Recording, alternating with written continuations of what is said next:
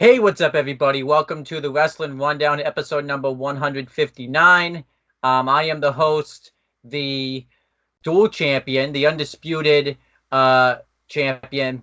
I am the Wrestling Rundown Predictions Heavyweight Champion and the No DQ NXT Team Predictions Heavyweight Champion, Owen the Birdman Finch. And I'm here with, we'll just start with the person that only has one person on the Skype call overall. Oh, okay. Hello, everybody, and nice to meet some of y'all for the first time. I'm just Simple Man, and my name is Noah Foster. And then everybody else who's over there can introduce themselves. Whoever wants to go first can. Can you hear us? Okay, can you hear us? Because this thing is now being dickish. Well, you're good. That's being... Alright, cool.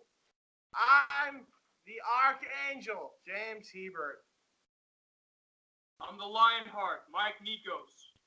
The Executioner and longest reigning champion, Michael X. No shit. Yeah, undisputed, longest reigning, triple crown, undefeated champion. I haven't won any of the other belts. Oh, yeah.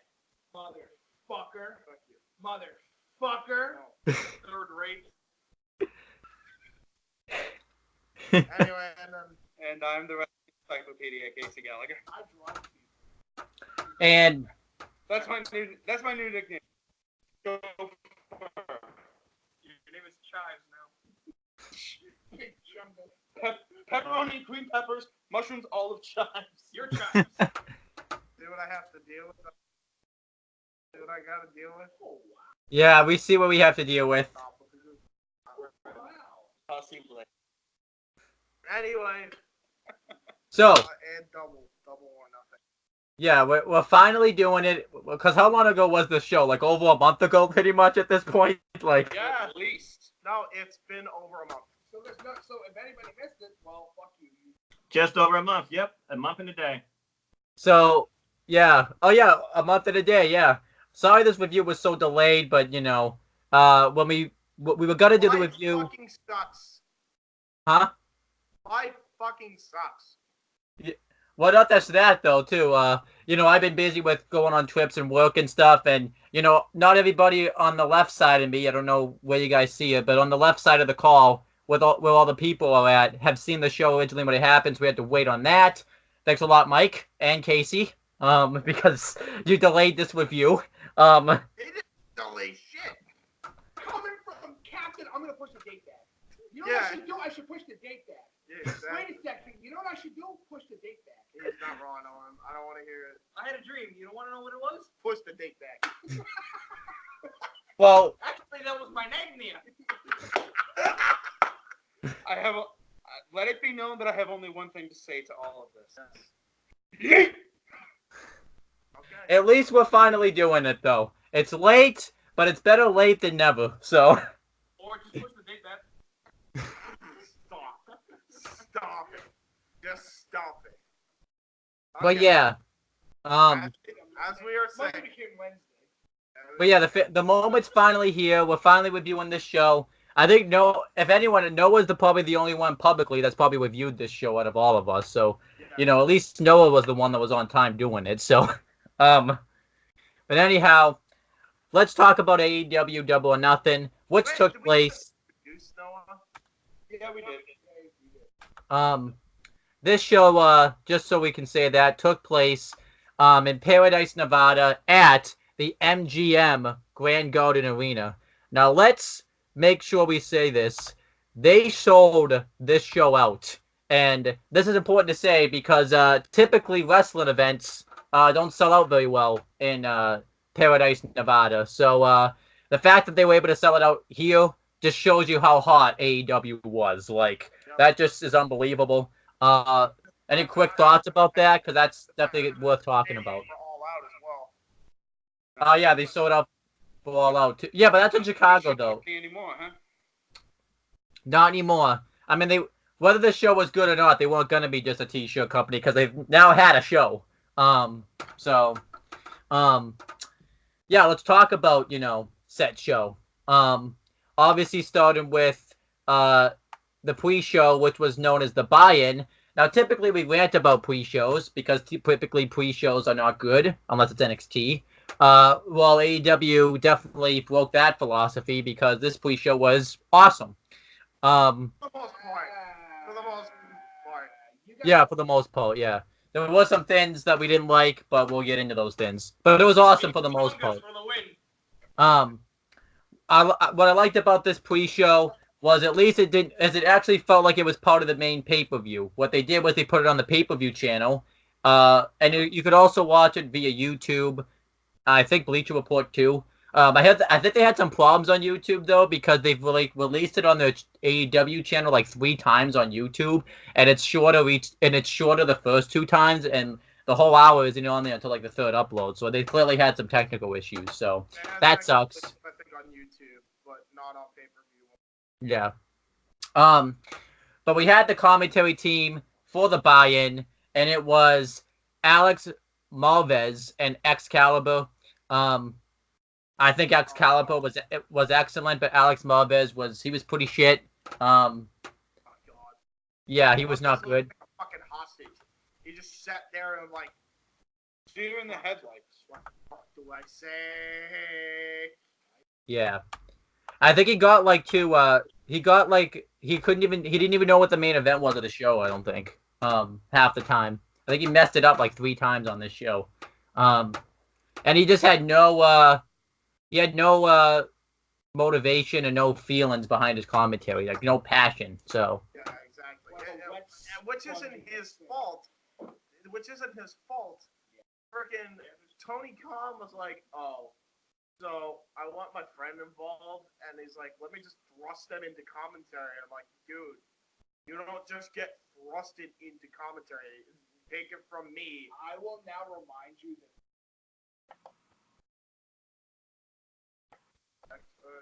We Well, fucking did. Unlike Alex Marvez, I'd like to think this shit actually worked out. yeah.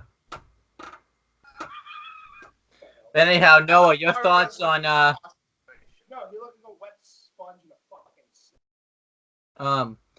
anyhow, Noah, your thoughts on Alex Marvez and Excalibur's commentary throughout the show. Excalibur carried And Marvel. I love how you're only Yeah. talking about Alex Marvez and Excalibur because we know there's no need to talk about the third guy on the commentary table. Yeah. For some reason, Alex Marvez, to me, he kind of reminds me of Zod. I'm like, what the Oh fuck my God, he looks like Zod. what the fuck is Zod doing here? Anyway, Yeah. continue. Sorry about that. Tangents. Great. But anyhow, Noah, your thoughts on well, obviously too, we're not talking about Jim Ross yet too, because he wasn't on the pre-show, which makes sense because you want to save him for the big, you want to save him for like the actual show, for people can have a pop when he shows up.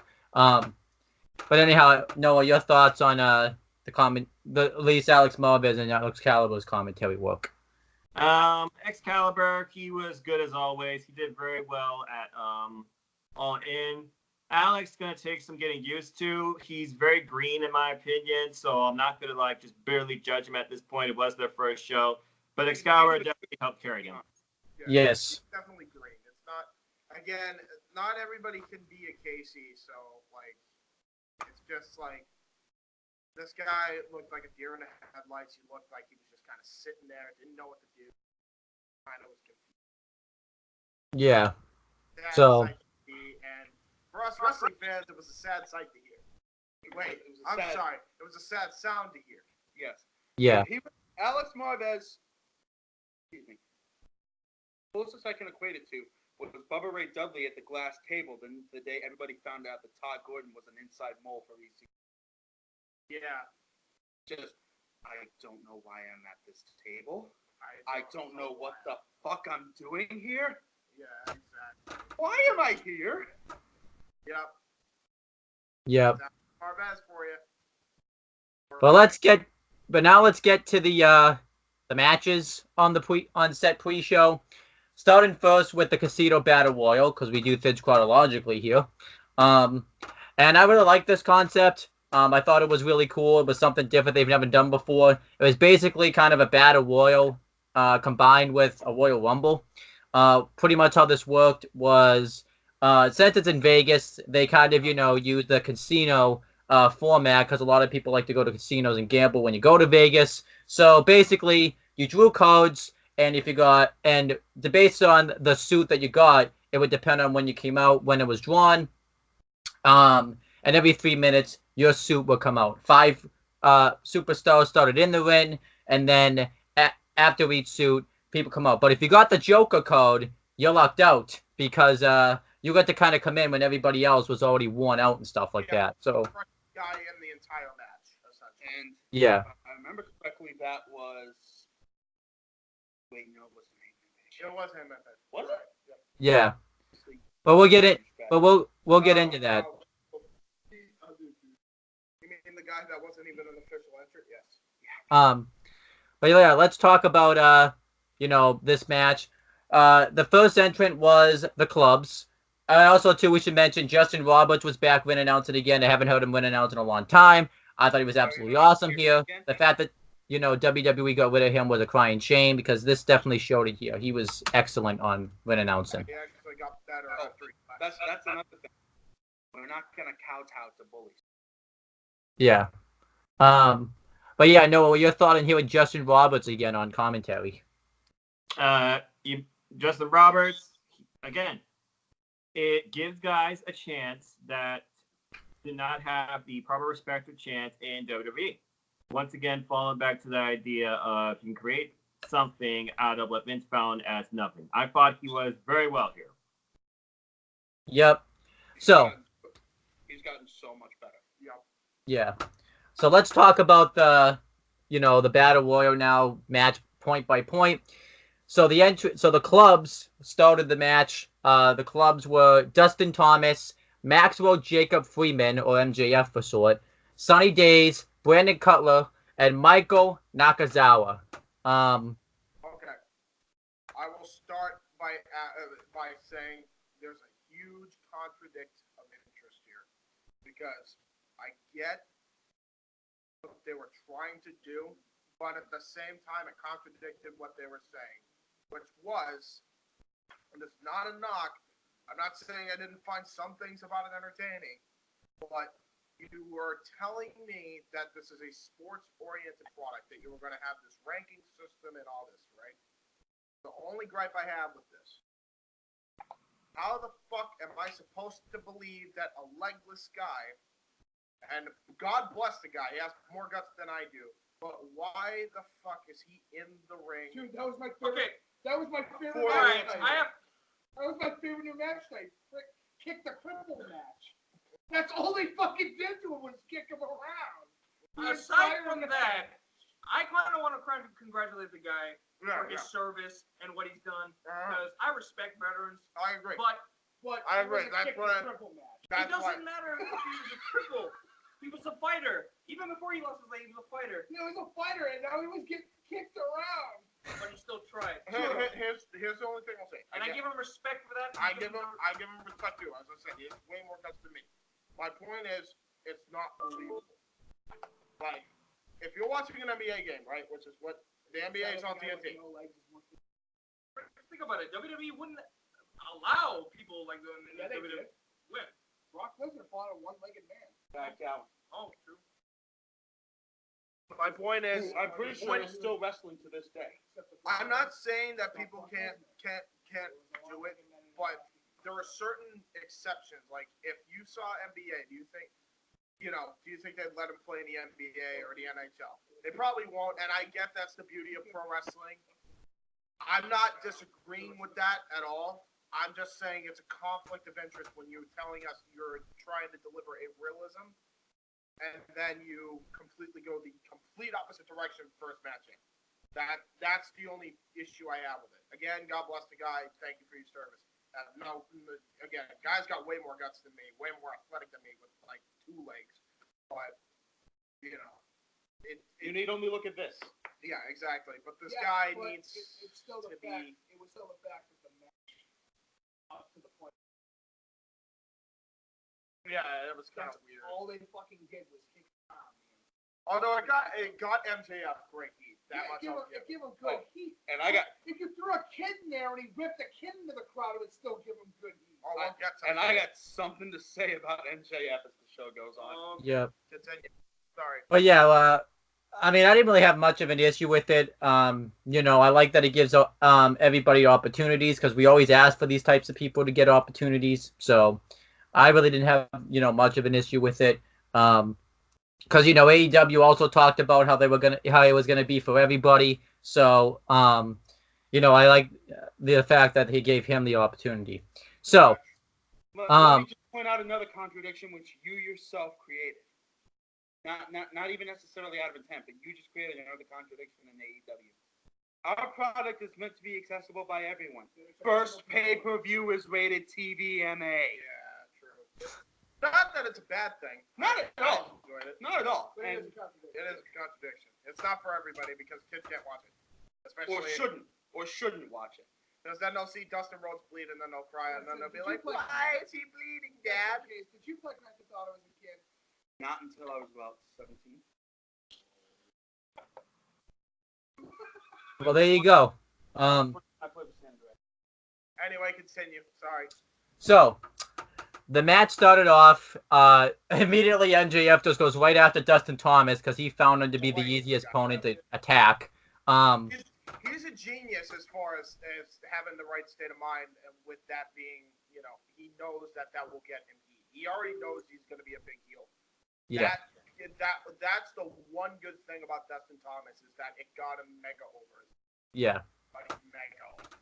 I especially liked it too because MJF was the Sorry to interrupt, Owen, but I think of it might very well be the specific reason they brought Dustin Thomas in to begin with. I think it is. But yeah, MJF attacks Dustin Thomas right away. MJF was like a star throughout this show.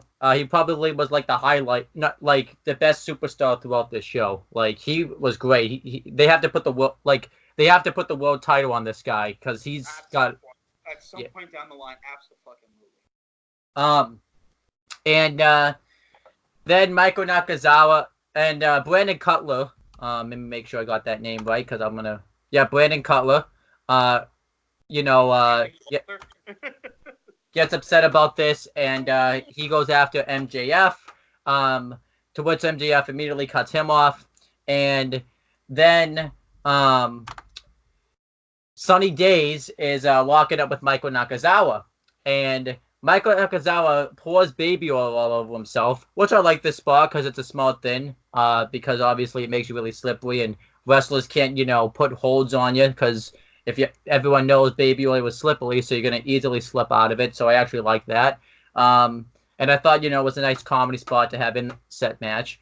So I enjoyed that, and that was basically the highlights throughout the first part of the matchup.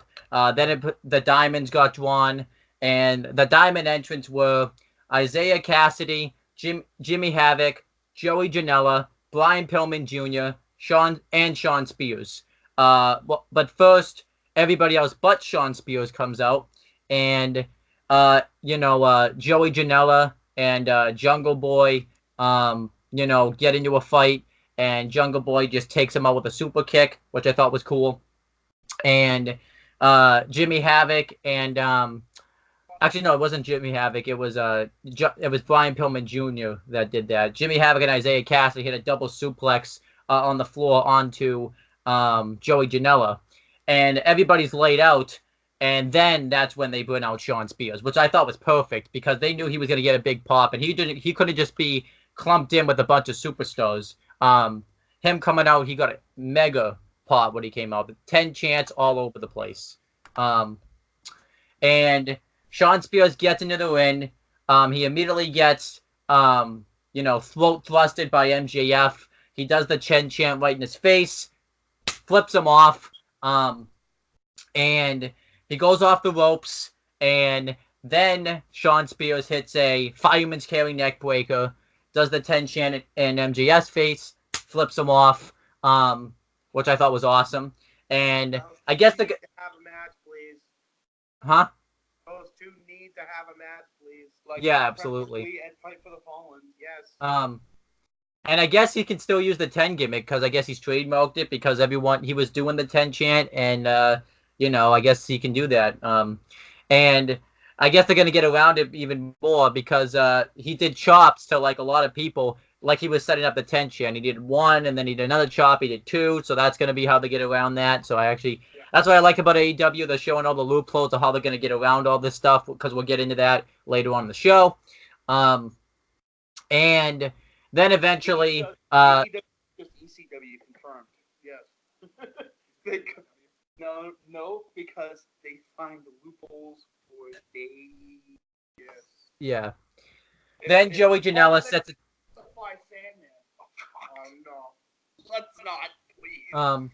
Then Joey Janela set the table up on the outside, and I mentioned that because that leads to his demise. And then everybody gets into the ring. The match continues. Then the Hulks get drawn because I think the Diamonds, came out like every 5 minutes, and then the match was like every 3 minutes or so.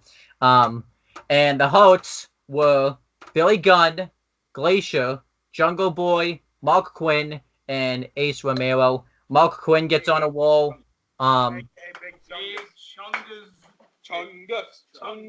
Chungus. Oh yeah, I missed Ace Romero. My bad.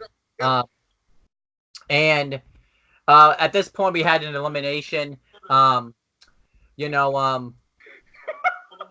Sunny Days ended up eliminating Michael Nakazawa, which, even though he was eliminated first, it didn't make him look bad at all. He had a good show in the set match, so I thought that was nice. And then, Sunny Days then ended up getting eliminated by Glacier. Glacier blew the mist in his face, and because it's Glacier, he froze in midair and pushed him out of the ring, which I thought was a nice spot. That's not how it works, by the way. And then MJF right afterwards just popped up and pushed Glacier right out of the ring and eliminated him. And MJF mocks him, and Billy Gunn standing right behind him. And Billy Gunn is pissed about this. He tries to throw him out of the ring and,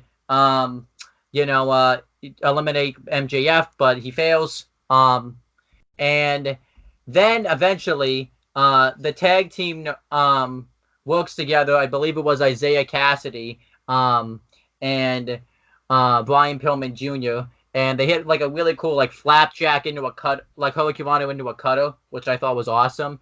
And they get an elimination, which I thought was really damn cool. By Brian Pillman Jr. So that was awesome.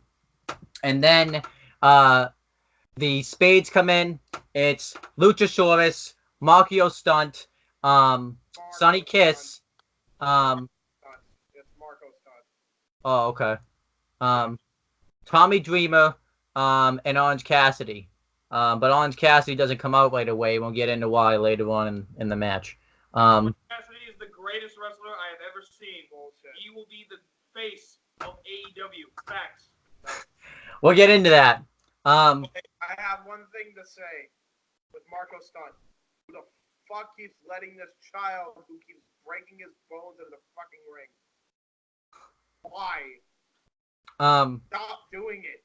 You're gonna get a lawsuit. Please. But anyhow, yeah, pretty much Tommy Dreamer doesn't get it the win right away. He gets taken out via drop kick and such. And Ace Romero ends up eliminating Mark Quinn, but with a pounce. He just pounces and he lands on the outside onto other superstars, Isaiah Cassidy and the other person that got eliminated, which I thought was awesome.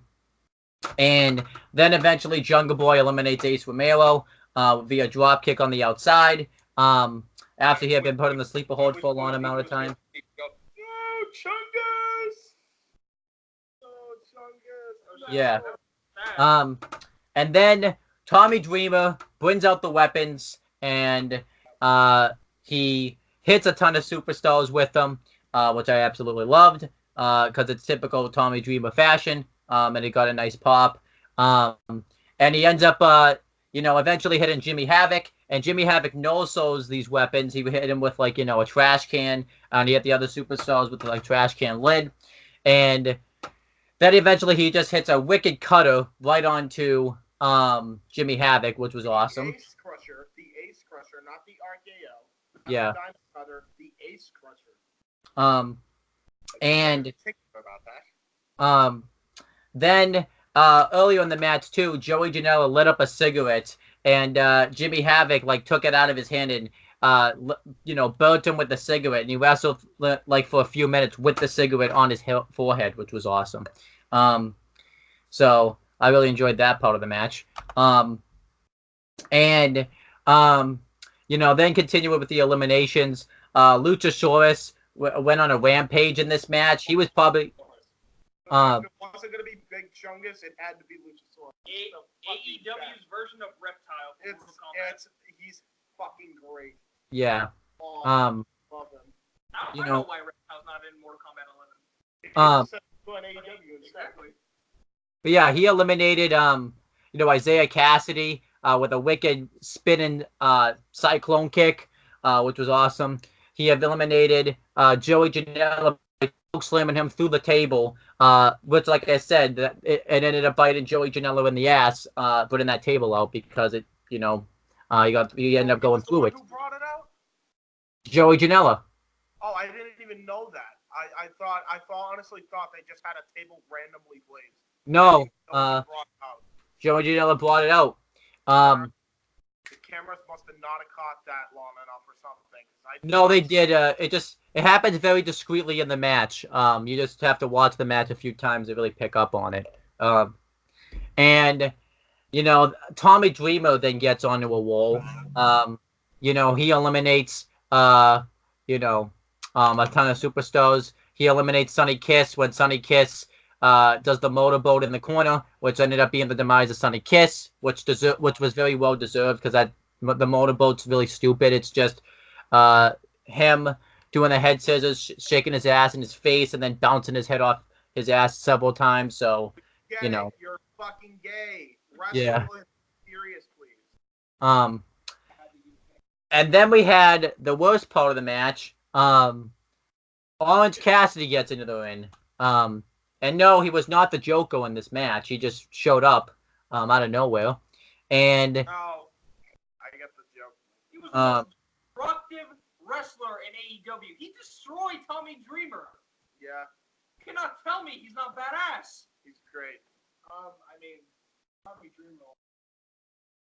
yeah, so Afraid of himself? Yeah, it was called cocaine.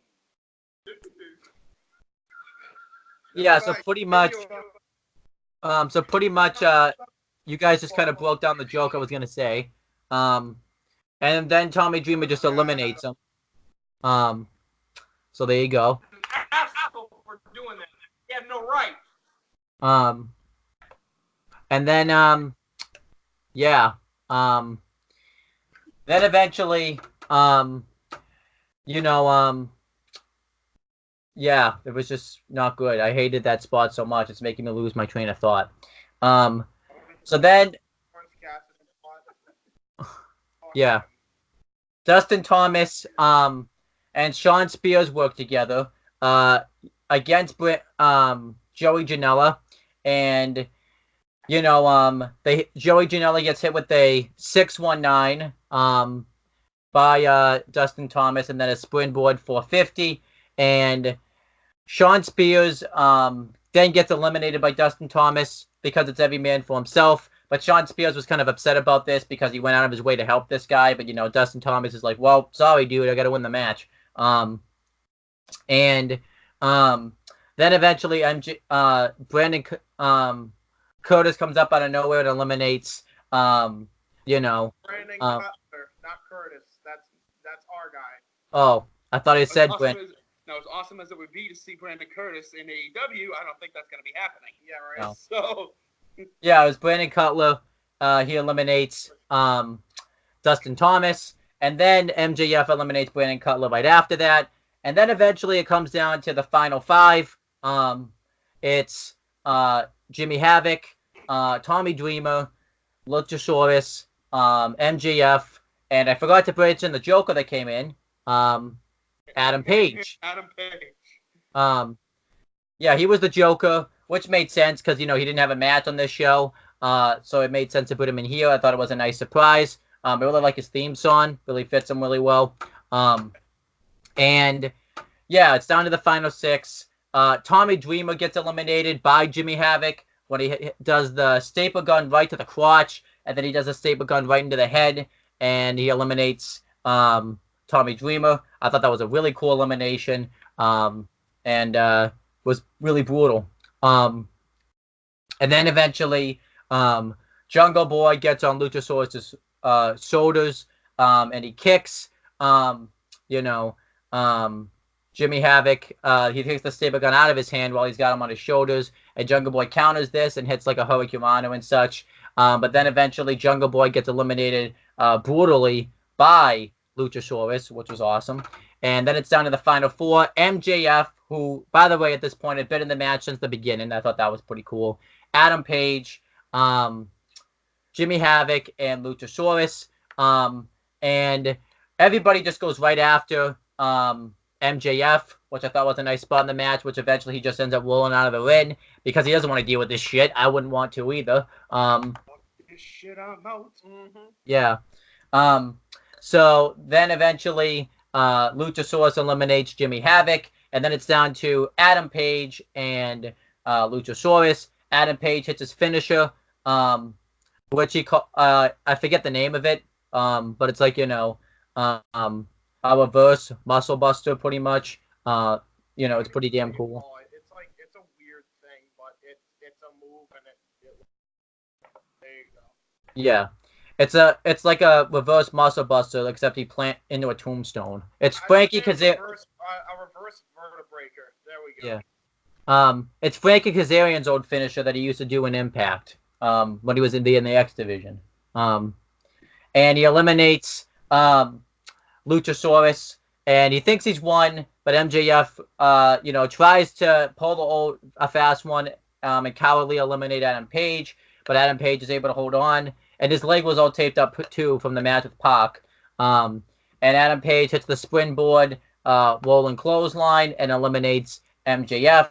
And Adam Page becomes the winner of the Casino Battle Royal, and because of this, now at All Out, he advances to face the winner of Kenny Omega and Chris Jericho in the main event at All Out to crown the first ever AEW World Champion. I thought it made sense for Adam Page to win this, considering the fact that he said that he wanted to go after this title at the press conference and stuff, and he's young. I feel like this is someone that, you want to build the company around, so I was all for this, and I thought this match, was a great Battle Royal. I gave it 4 stars. A great way to kick off the show. I thought, it had some nice comedy, some nice wrestling, and some nice brutal moments in the match. The only spots I didn't really care for was, the Sonny Kiss spot, the Orange Cassidy spot, and, that's about it. But, those spots just really pissed me off, and that's what pissed me off, too. It came, like, right after each other, so knocked it down to 4 stars. Plus, good opener for, a pre-show and such. So I liked it. We're going to start with Noah. What do you think of this Casino Battle Royal?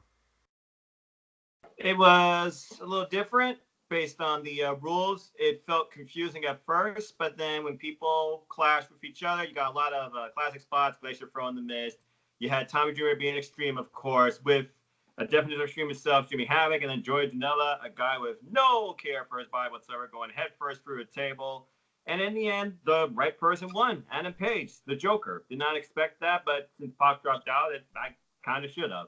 And then you also had MJF, which played him for the night, like you said, who will be a top guy, I'm sure, in AEW. I thought this was very well presented, and everybody impressed me for the most part. There was some humor, and there was a couple of people I'm like, why are you in here?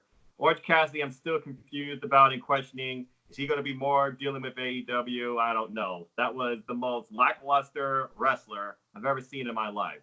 But I enjoyed it overall. 4 stars. Forced. All right, now everybody on, James's side of the call. Whoever wants to go first can go first. I guess Casey. Well, I can kind of, as far as Orange Cassidy goes, I can kind of understand where they're going with him gimmick-wise. Supposed to be the hipster. But, just... Is that what it is? Yeah, he's a hipster. I thought he was just a lazy fuck. Well, that's it. I guess you're not wrong one way or the coin the other side of it. Yeah. Continue. I'm Mark Young. We'll get to that guy later. Mark Young actually takes bumps with you. Just kick up after a fucking bump. Anyway, continue. Yeah.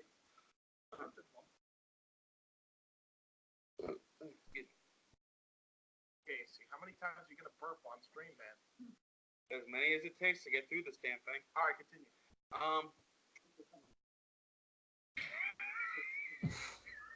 Guess you couldn't hear that. That Mike just replied with, "Oh, how many burps? I guess that's how many bullets he'll make." Christ. That's kind of the point. You stop opening my fucking cabinets. I'm fidgety, okay? Okay. But aside from the things Owen already mentioned, you guys already mentioned, it was good. It was a very good palate prepper for the rest of the night. It was your appetizer, Yes, not palate preparer. What did you call it? palate prepper. It's the same thing. The hell is a palate prepper? That's what I was saying. But just call it an appetizer. For whatever reason, my mind went to the. Let me show. Hey, Casey, you go, girlfriend. Oh my god. It's so good. His fucking face is so good. What? What am I missing? A lot back here. Just look. His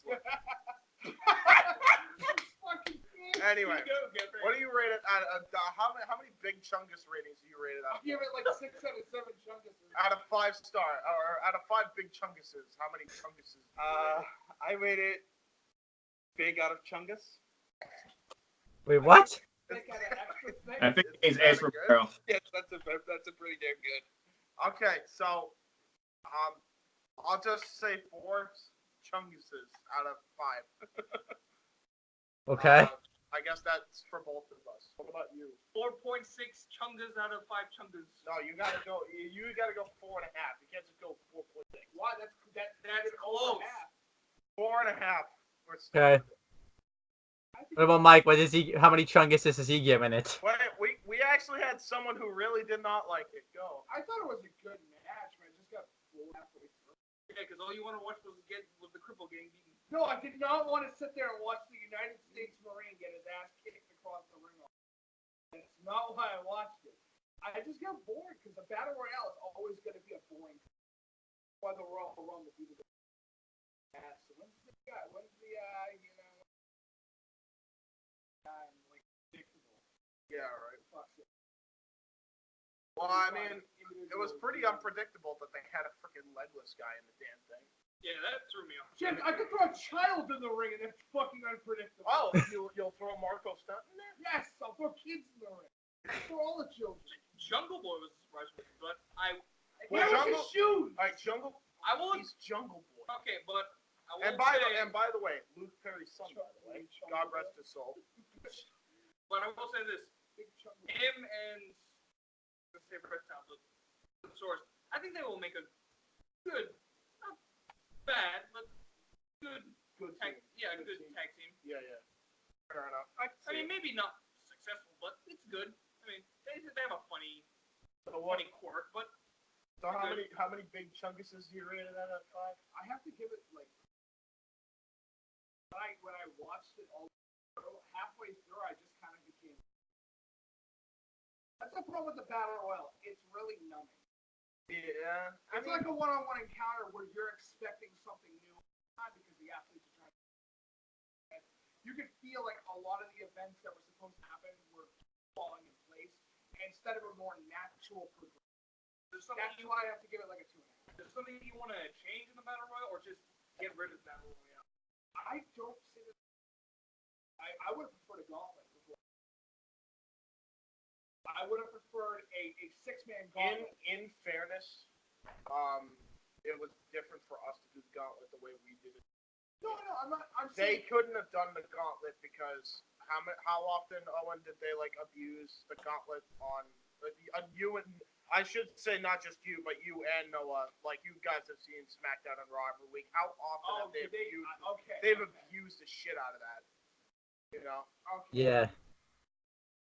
And I was just Terrible fucking company. like, this was a way for AEW to do something different than just a gauntlet match. So. Yeah, no, I just feel like as an opener, it's either you choose between a gauntlet or a battle royal. I think. To be honest, we I haven't seen prefer- gauntlets in a really long time. Yeah, I would have preferred to see a gauntlet instead. Fair enough. I mean, All right. there's a A lot. gauntlet would have been better. You can tell that a lot of it was fair. Yeah. Yeah. It's a lot I of agree. The only reason why they chose a battle royale is just to make it quicker, I guess. Yeah. Well, the good news about the battle royale is it got most of, if not quite all, of the filler out of the way. So all you were left with was a pretty badass show. No, I'm just saying. And not to mention, I'm just saying, as a show opener, I have to give it like a 2.5 because it's seen so many other pay-per-views that's really low. I give it a On 4. its own, I give it like a 3. I gave it a 4. I think mainly because of the characters involved in it, and mainly because it did its job. It got MJF over. I'm not gonna disagree on that. I'm saying, from my personal perspective, compared to all the other pay-per-views that I watch all the way from EC, I have to give it a relatively low.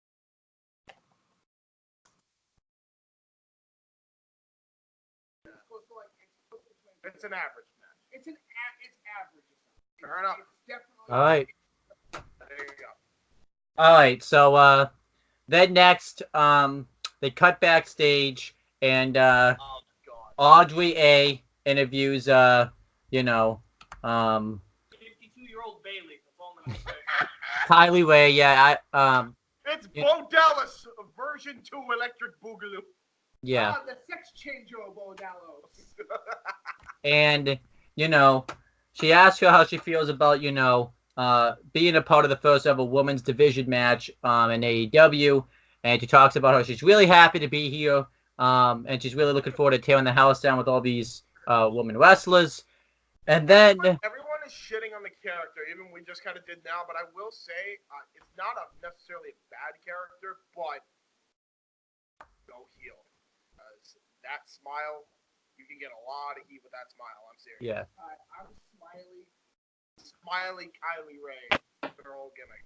Just saying. Then Oh, this was stupid. Peter Avalon comes up, and he is a librarian, and he tells her to be quiet, because if you ever go to the library, that's what happens.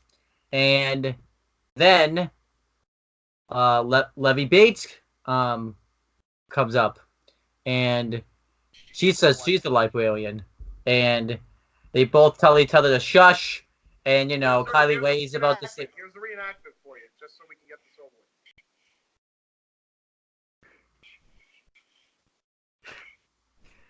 Fuck up! Get the hell out of my head! That's exactly where I was gonna go. Meanwhile, 52-year-old Bailey's just like. Psycho smile. I don't know why. There you go. I would see her as a heel. Yeah, she got that psycho smile. Yeah. She's perfect for her. Continue. I don't know why.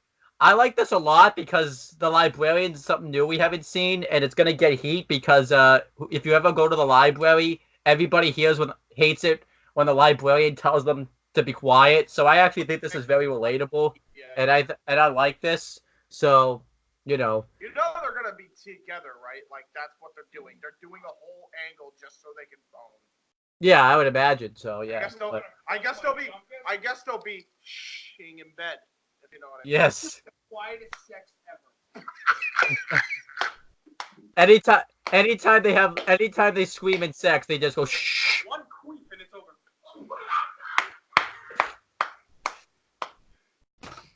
We're done. All right. But yeah, everybody over here just kind of gave their thoughts. Noah, what do you think of this backstage? Oh, one more thing I want to say too before actually Noah gives his thoughts. Yeah. What I really liked about this segment was when the interviewers was conducting the interview, they wouldn't hold like a big microphone or anything. They actually, it looked like they would actually have like a natural conversation with each other versus just like having someone have like a big microphone and then I don't know, it just felt more natural. Yeah, I can see it's I can see that actually. I agree with you there. It did feel a lot natural. Yeah. Like, it actually felt natural. But anyhow, Noah, what do you think of this backstage segment? You're introducing the librarians. We don't know who's the definitive librarian. It probably will come down to them working together or some sort of shenanigan. It was brief, maybe some foretelling of the future. Not much more to say besides that. There you go. So, are you not a fan of this, Noah? Is that what I'm guessing? I'm not sure how to interpret it yet. I'm not even sure what the librarian is supposed to do. Is it the booker? Is it just somebody to promote stuff? Is it a marketing agent? Is it the guy keeping tabs on the wins and losses? We have no idea what to expect. Noah, Reading Rainbow, motherfucker. I have a question for you. If there were, are you familiar with the TV show Arthur as a kid? I'm sorry, what? Okay, did you hear about having fun isn't hard when you have a library card? I've heard that expression before. That was from Arthur. If Peter Avalon or Leva Bates does not use that fucking catchphrase, I am going to be pissed. Why? Can What's their the WWE finisher be late fee and then library? The late fee. Yes. Yes. Why am I so fucking Their psyched for signature's this? time This card. is so retarded. It's And then- great, but what the hell?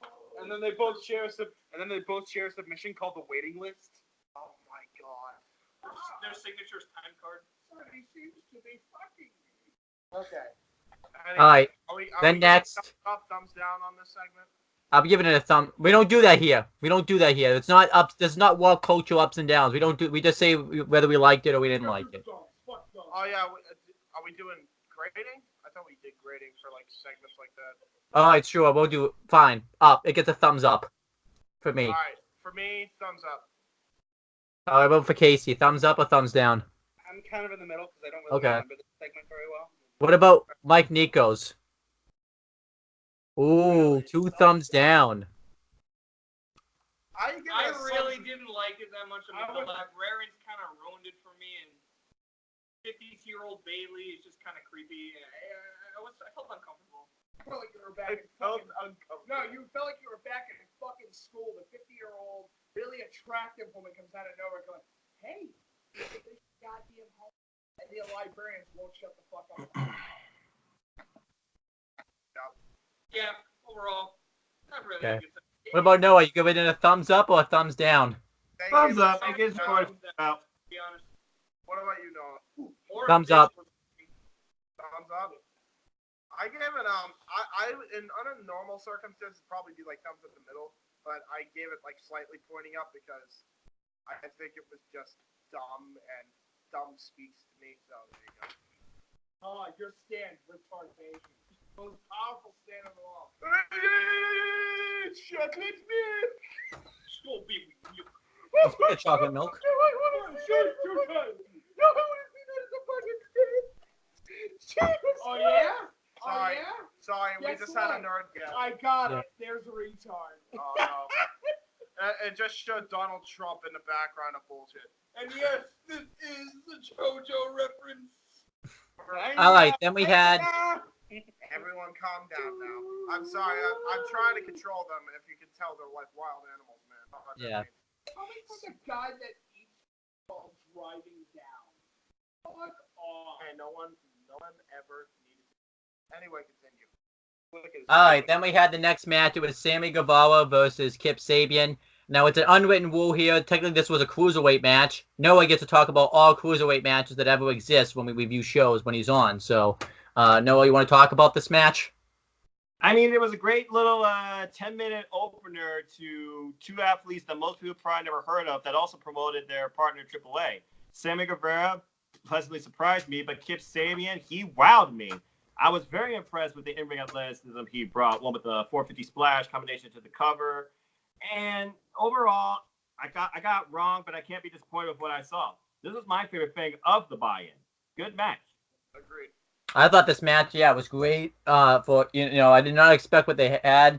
Some of my favorite spots, the guillotine 450 across the neck to the barricade. Like, what the That fuck? was ridiculous. Dude, the fucking another thing about this match too, that superplex spot where they do a whole tumbleweed spot to the outside of the ring. They start in the ring, superplex formation wise. Then they keep reversing the superplex. They go over the apron and then they do another suplex onto the fucking floor. It was what the fuck? Yeah. Just It was like Rope didn't exist.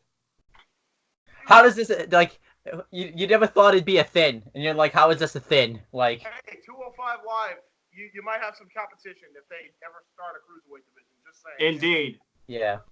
And then, Yeah, and then the finish is Kip Sabian hitting the Deadly Hollows, which is the Burning Hammer, pretty much. After reversing the 630, getting the knees up for the win.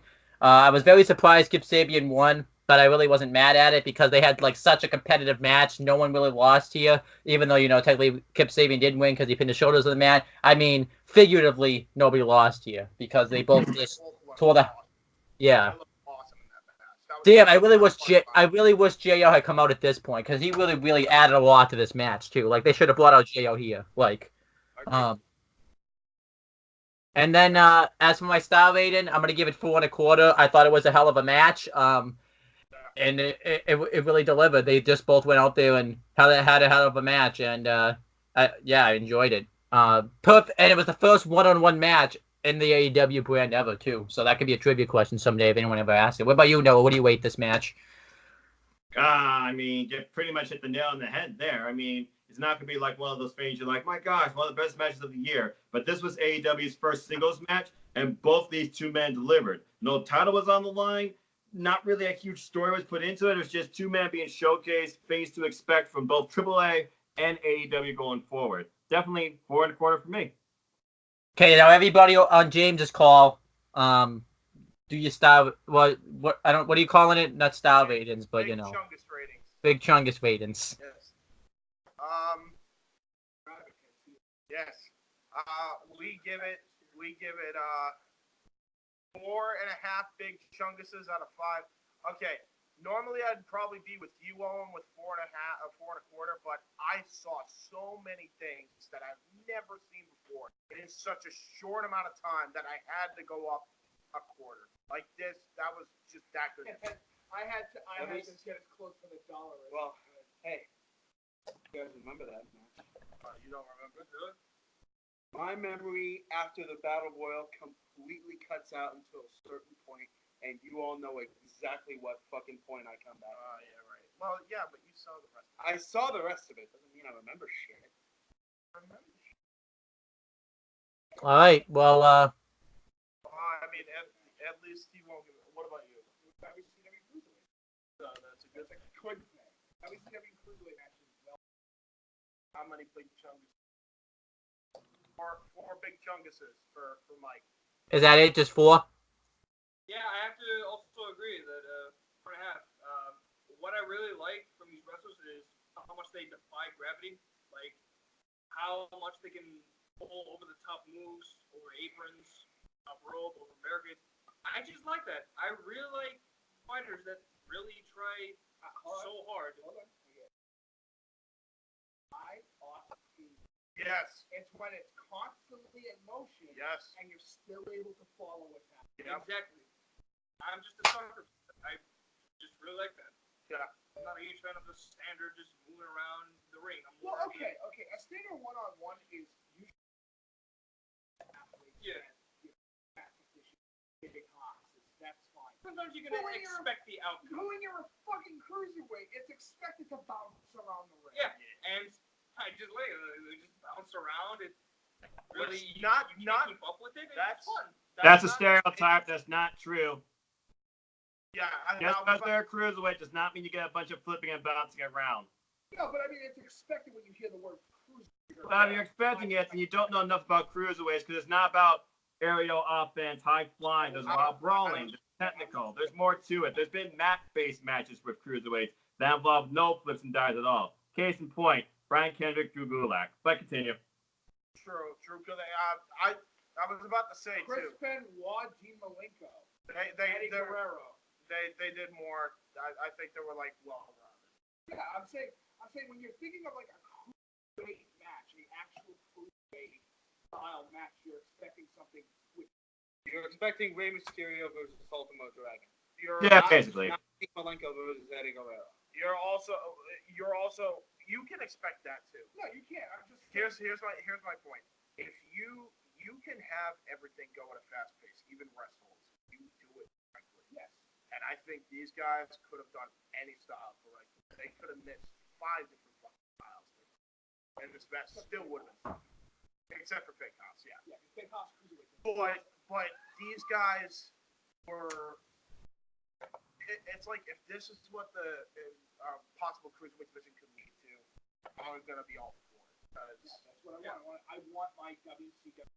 It has to be high octane. And people can flip. People can do submissions that we've never seen before. Do that. I want that. Please give it to me. I want to see it. Yes. All right, then. Zack Sabre Jr., please, for this division. Yeah.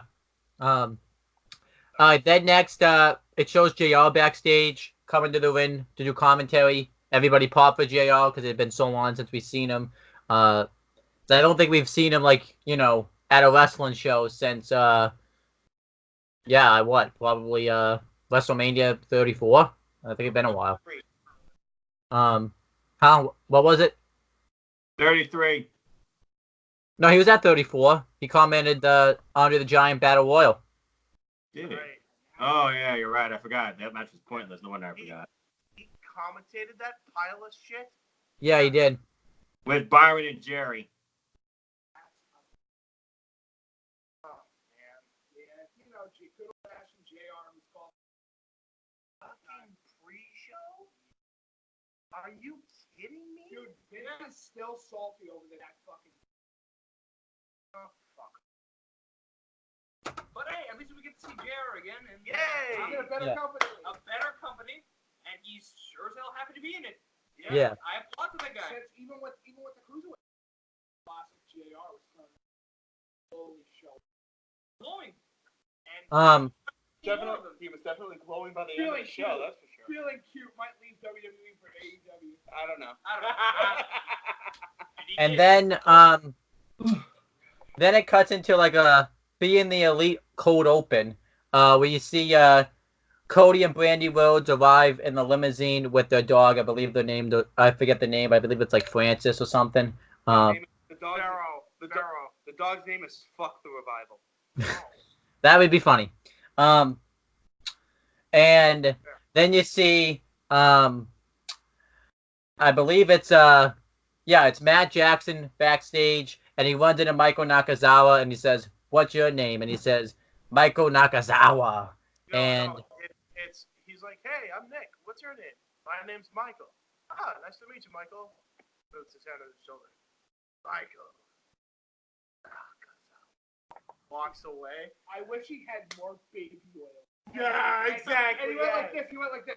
He fucking smeared it on his chest and went. Oh my god. That would have been so fun. And then he just goes, Michael Nakazawa. And then Nick pops up. He said, "Hey, what's wrong?" And he said, "Nothing." And then one of the guys backstage comes up and wants them to sign their credentials or stuff to do this show, and you know. It just kicks him in the face. See, I just kicked Stan. Yep, pretty much. It would have been funny if it was Sean Spears that they did this with instead. It would have been funny, but it would have been funnier if it wasn't. And then they had the guy's name tag instead of whatever they said it was named Stan. Yeah. Now all we need is for Nick Jackson to start eating when he gets nervous. You pretty much got the whole thing. Yeah, exactly. And then the Elite comes out, you know, being the Young Bucks, Kenny Omega, Cody, and Brandy Rhodes. And well, after they do like the Elite, like the Being the Elite YouTube intro, and they welcome everyone to AEW Double or Nothing, and they both go to do the intro, but they both keep cutting each other off. And Kenny Omega's like, "Hey, I missed out on doing this at All In, so I'm gonna do this with you." And he welcomes everyone to the show, and I believe Matt Jackson grabs the mic and say, "We have 30,000 people in this 20,000 people in this arena." And Cody's like, 20,000 people in this arena? This can only fit in like 13,000 people. And Matt's like, "Hey, we can stretch the numbers. It's statistics. They do it all the time." And who does it show in the crowd? None other than Brian Alvarez and Vinny. Now, obviously, we have to explain this joke. So the exact quote was, wait, no, you don't understand, Nick. It's pro wrestling. We round up. Yeah. And the whole crowd pops for that because WWE inflates their attendance all the time, except for this week. And and then it just shows a smug eating grin Look at this of full crowd. Vinny. It's like 3,000 people, full crowd. If you are familiar with the Wrestling Observer, you will recognize that smug grin, and it is Vinny from the Brian and Vinny show on Wrestling Observer, and he was hysterically laughing over this. Well, it's funny too because it's also a reference too, not just to that, but to WrestleMania 3 because Dave Meltzer, because that's why this joke ties in because Dave Meltzer, is theorizing that Vince McMahon made up, how many WrestleMania 3 had that attendance record. Attendance number every WrestleMania attendance number. Yeah. So that was awesome. They didn't get 93,000 people in WrestleMania until AT&T Stadium. So then, they say, "Welcome to the revolution," and AEW is going to break records, and that was basically it. They just kind of hype everyone up for AEW, and I loved it. You could totally tell though they had to, they ran out of time to do the whole promo because They cut off, and then they had to be as I don't know why though. They could have just went another minute, and then they could have done the whole. Yeah, exactly. But yeah, I really enjoyed this a lot. It was, a nice way for them to introduce themselves. So this segment gets a thumbs up for me. What about you, Noah? Does it get a thumbs up or thumbs down for you? Thumbs up, obviously. It makes fun of WWE and how they always overestimate their numbers. Light plug humor at WWE. Entertaining as always, and a great welcome into the show. All right, everyone on James' side. Thumbs up. Thumbs up. I'm not seeing Casey's rated. As much as I love the Young Bucks, can't grade something I don't remember. Jesus Christ. We are going to vote for him, so thumbs up. Okay. I don't think voting works that way, but we'll just and on here I guess it's gonna have to. So. And majority rules. States if you can't remember. It's called the Electoral College, okay? If you Yes. can't fucking vote in, we'll put a vote. Yes. Continue. All right, then we had the actual show itself. The Jackson family performed the national anthem. I believe there was some type of tie-in here. I don't remember what it was, but they did really good. And I did point. I don't know if I put this in the chat. Maybe I didn't get a chance to, but I did say it definitely shows that AEW is big league because they actually sang the national anthem versus America the Beautiful. I don't know if anyone else noticed that. That is very true. And Pyro. Yeah. Yay! Pyro! Got Pyro, yeah. Which was kind of scary for that little girl. She must have been kind of scared, that Pyro was right next to her. But that's besides. Because I realized her voices Susie, went up a couple Susie, of are you octaves. okay? What? Susie, are you okay? Are you okay? Are you okay, Susie? What? Anyway, national anthem. It doesn't just get a thumbs up; it gets a. Yeah. I mean, if you give a national anthem segment a thumbs down, then you're hopeless. So. You're not American. Yeah. He's not American. He's doing it on That's why I'm purpose. an Irish cat. They're all being different. They're being different. They're just being different. Well, I thought. Marks. Hey! A thumbs down's a thumbs down, James. So we can't deny. They're joking. He's joking. They're joking. You can't change. So then we had the first match on the actual show itself. Well, first with JR was out there finally doing commentary, and Alex Marvez, he didn't stand a chance once JR got out there. He looked. No, Alex Marvez didn't stand a chance to begin with. Yeah. Yeah, That's much about the show. But once JR was out there, he was fucking I honestly JR and Excalibur should have just commentated this show out. Hey, you're the third commentator to show that you don't commentate. Yeah. Yeah, you really do. Especially when the third one puts no fucking into it. But yeah, we had the first actual match on the show. It was SoCal Uncensored, or SCU for short. And which consists of Christopher Daniels, Frank Xarian, and Scorpio Sky, versus Strongholds, which is the OVW organization representing. No, it's not the OVW. They're not Ohio. They're not where they're not in the But Yep. Which is the OWE organization. OWE. there you go. Which is that Chinese organization they partnered up with. Which consists of SEMA, T-Hawk, and L. Lindemann. Man, was this a 6-man tag? A hell of a lot of. Wait, where they going? Hold on, wait. His ass is sore apparently. The Strong Hearts kicked ass.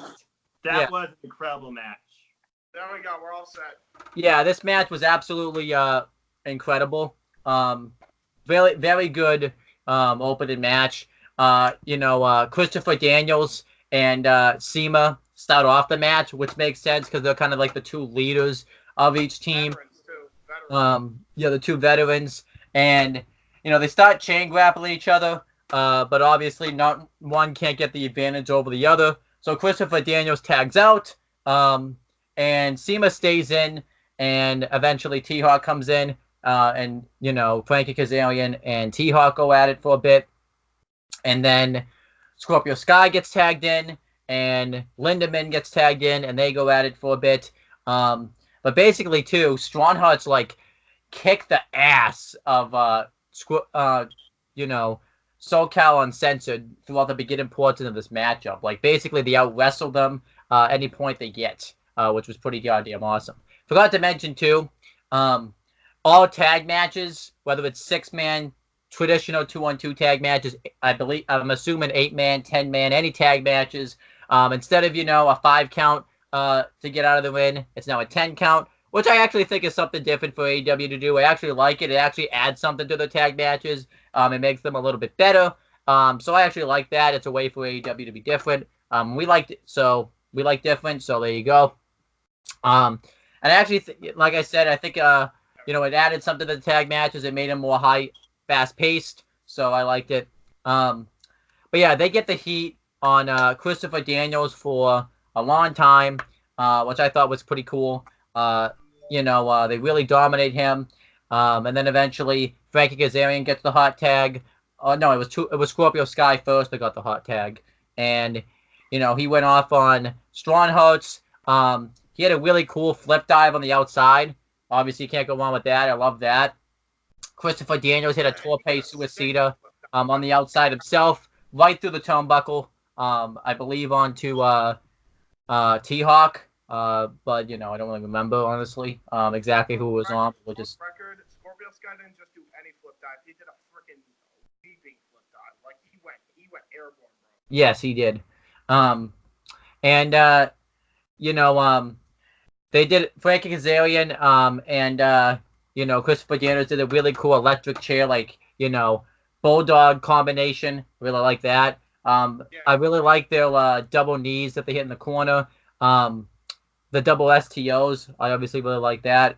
Strong Hearts though kicked ass in this match too. They hit some really impressive 630s, double team, firemen's carry neck breakers.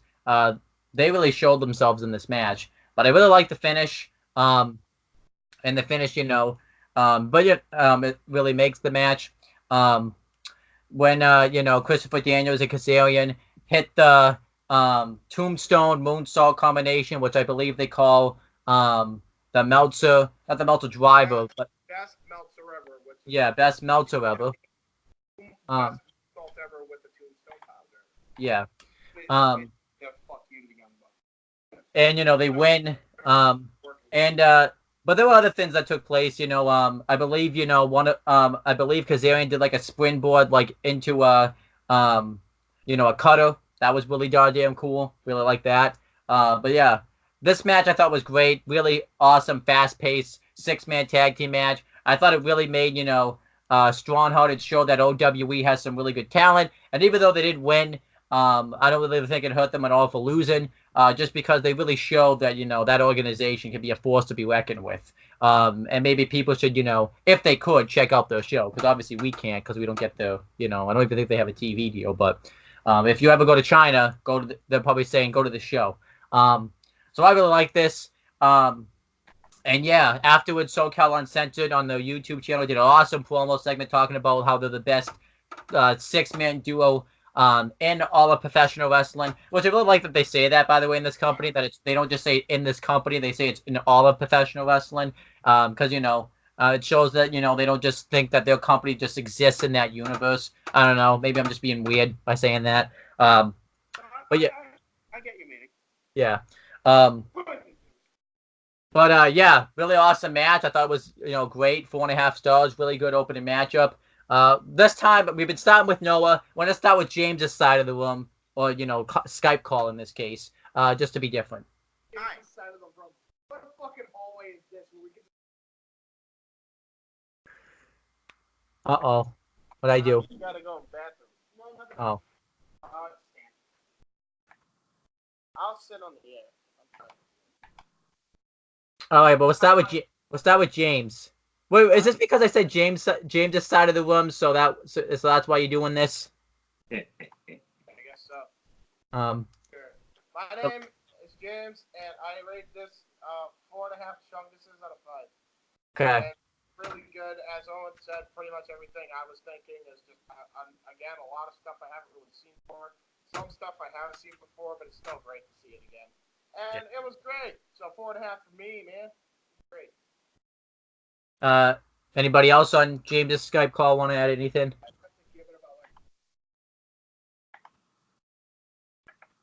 I just give it like a solid 4. I mean, some stuff I've seen before, but this one they've really improved a lot.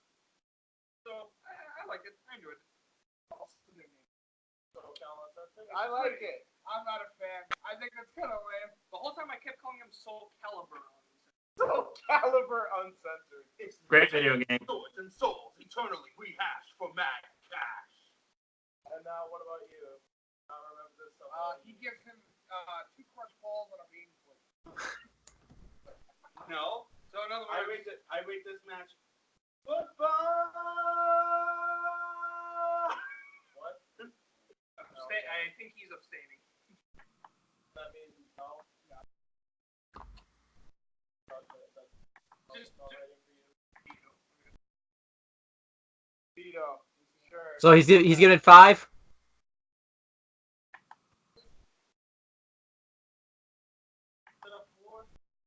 You may as well. 4. Okay. You all know exactly where I'm gonna come back in. What about you, Noah? Your thoughts on the match and your star rating? There are 2 3-word phrases right now to define AEW to a T. Change the world, tag team action. This show was tag team showcases at its heart, and this was the first. Absolutely incredible, phenomenal match, fast-paced action, not one dull moment, not one botch, foretelling of the future, as we're going to see at Fight for the Fallen and Fyter Fest this Saturday. Everybody was in it from the get-go. Everybody played with each other very well in the ring, executed some beautiful tag team offense. I could see 6 different one-on-one counters I want to see out of this. What an opener. What a start to this promotion and show. 4.5 for me. And I'm going to say this because obviously I said it in the WIW Immortal review. I'm going to say it here. What I really like is they're also setting up, future matches for future pay-per-views. Because here, this sets up Christopher Daniels versus CIMA. Because that match is happening at Fyter Fest. And this happened throughout the show. Now, obviously, they have to do it because they don't have a TV deal yet. So they have to set up all their programs on this show. But still, it's more. Think about it. They set up programs on their own show without a TV deal better than WWE did. That should just put WWE to shame. Yeah. Really quick, I have to kind of disagree with Noah's comment because it's melding story and wrestling. Because the next match.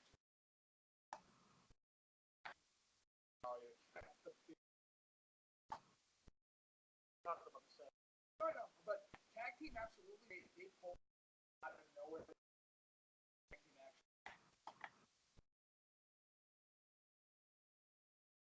All right, so then we had um the next match. It was the triple threat, which we thought we were gonna get.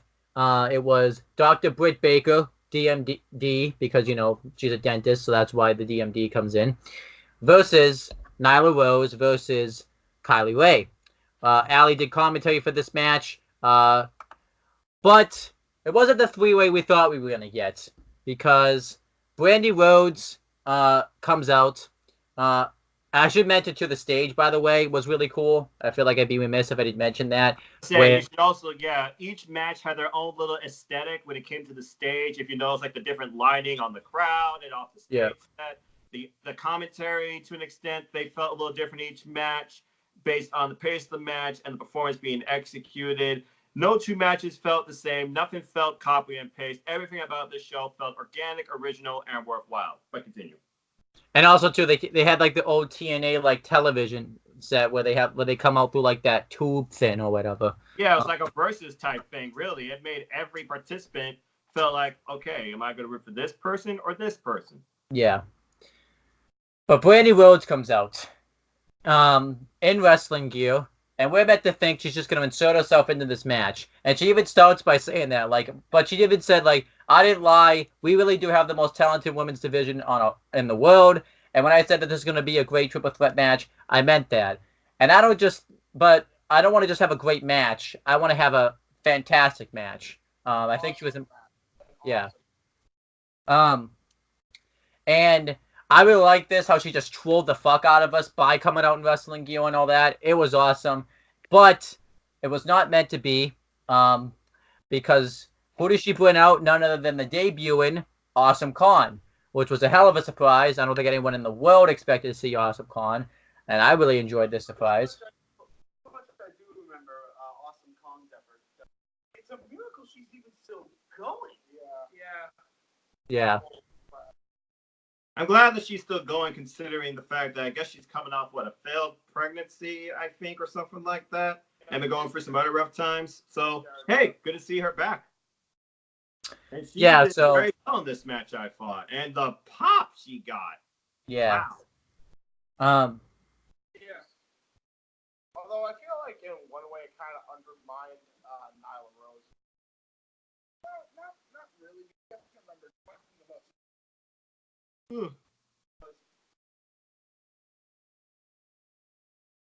Okay, we've gone silent. I don't know what happened. Yeah. Owen, did you lose your place? Oh, by the way, you forgot to mention also on commentary during this match was Allie, who will be facing. I didn't mention that. Yeah. You know what it is?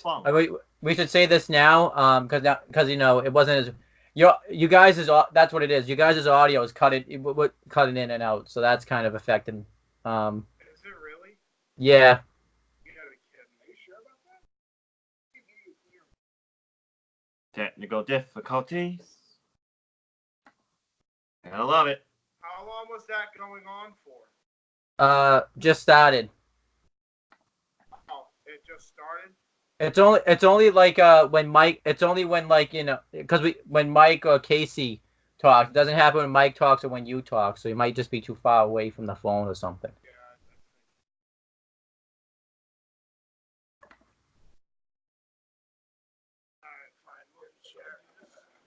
Chris Van Vliet interviewed Simon Miller.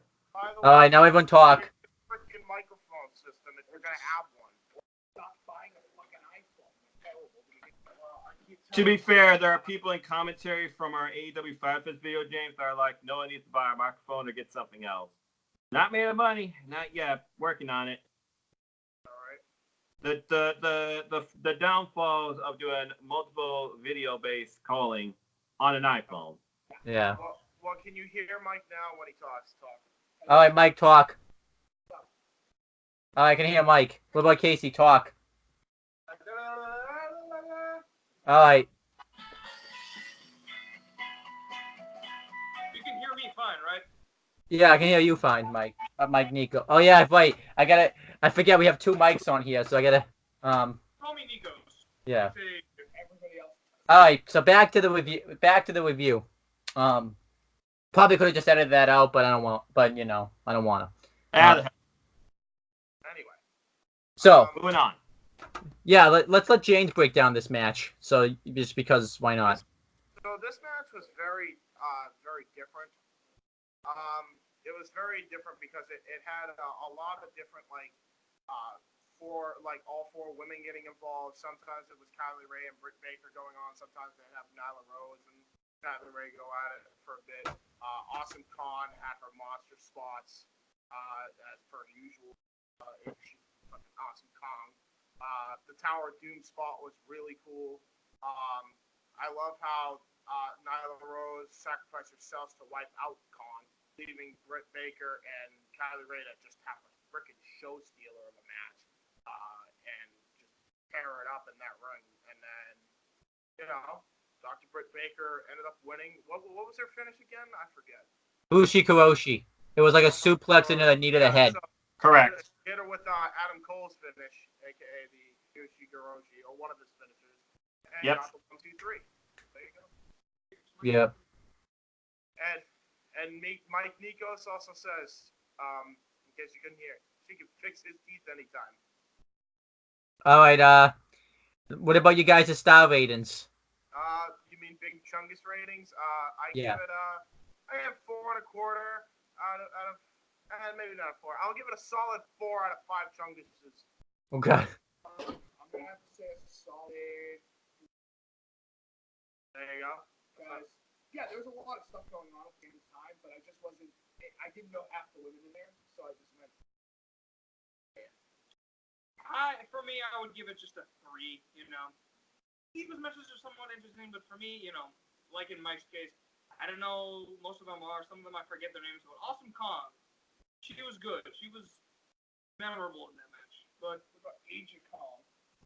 We'll get to that. We'll get to that. But yeah, as for this match, it was okay. I will say, Awesome Kong. He just steals that. I'm getting a call. Yeah. I'm gonna ignore it though, because it's not important. Oh, it's yours. I was scared for a second. Right? Personally, I'm kind of with the mics on this. I the M&M connection. Damn it. We'll make that entrance work. We'll become the new M&M. Anyway, I get a review. I replace you. fuck you. Continue. Okay.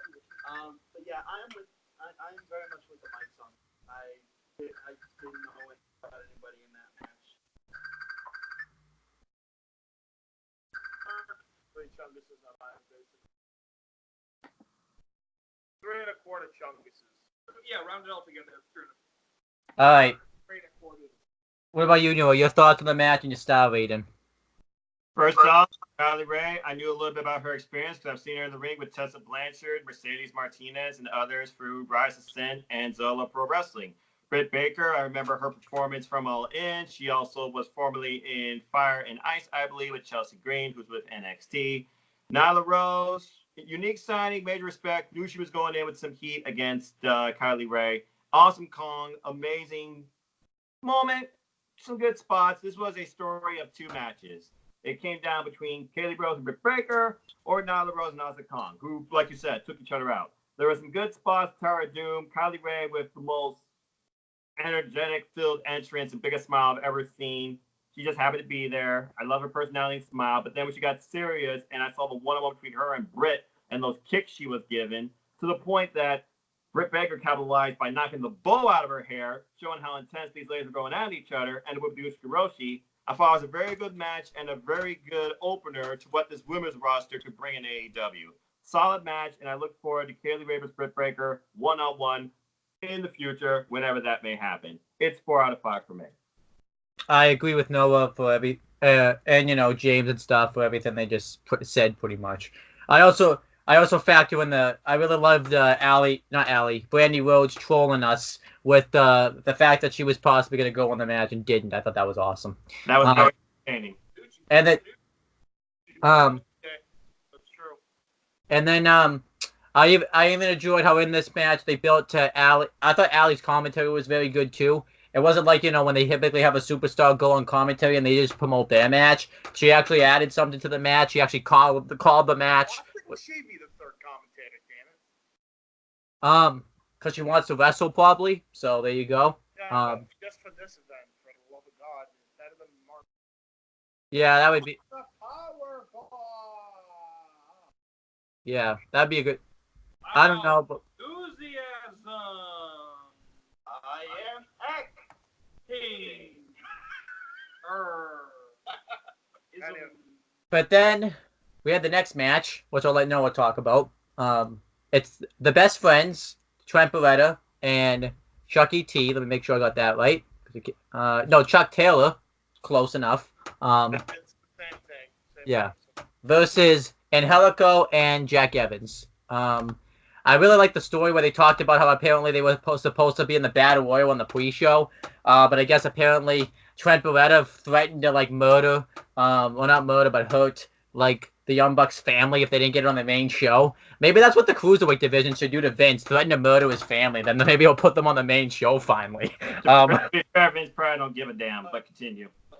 Disclaimer: don't actually. Please don't do that. Yeah. That's a bad idea. Yeah. I mean, yeah, it's Vince. He probably deserves the intimidation, but seriously, don't. Yeah.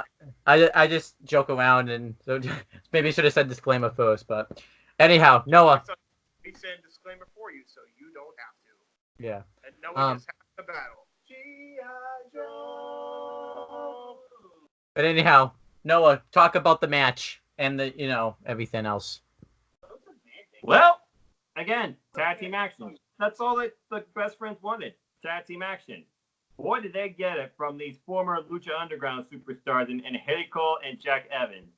Very impressive, fast-paced, back-and-forth match. At first, I didn't know who were the hero faces at first until I saw, hey, best friends, they're going to hug. Everyone's getting excited. And Angelico and Jack Evans, they broke that up immediately. Ton of tandem offense in here that produced many near falls. But there was a doomsday device, I think, off the top rope. I think someone I thought almost broke their neck, and then Angelico got taken out via Tope con Hilo. And overall, it was just a very great, fast and forward bout. I'm not really sure what to think about both these teams at this point, because I really thought that the best friends were one match away from imploding. At least that's what it looked like back in New Japan Pro Wrestling and Ring of Honor. But now they're in AEW. Looks like it's just going to be solid, stay together. In the end, it ended on mutual respect to an extent until we got our debut of the Dark Order, as they're now known.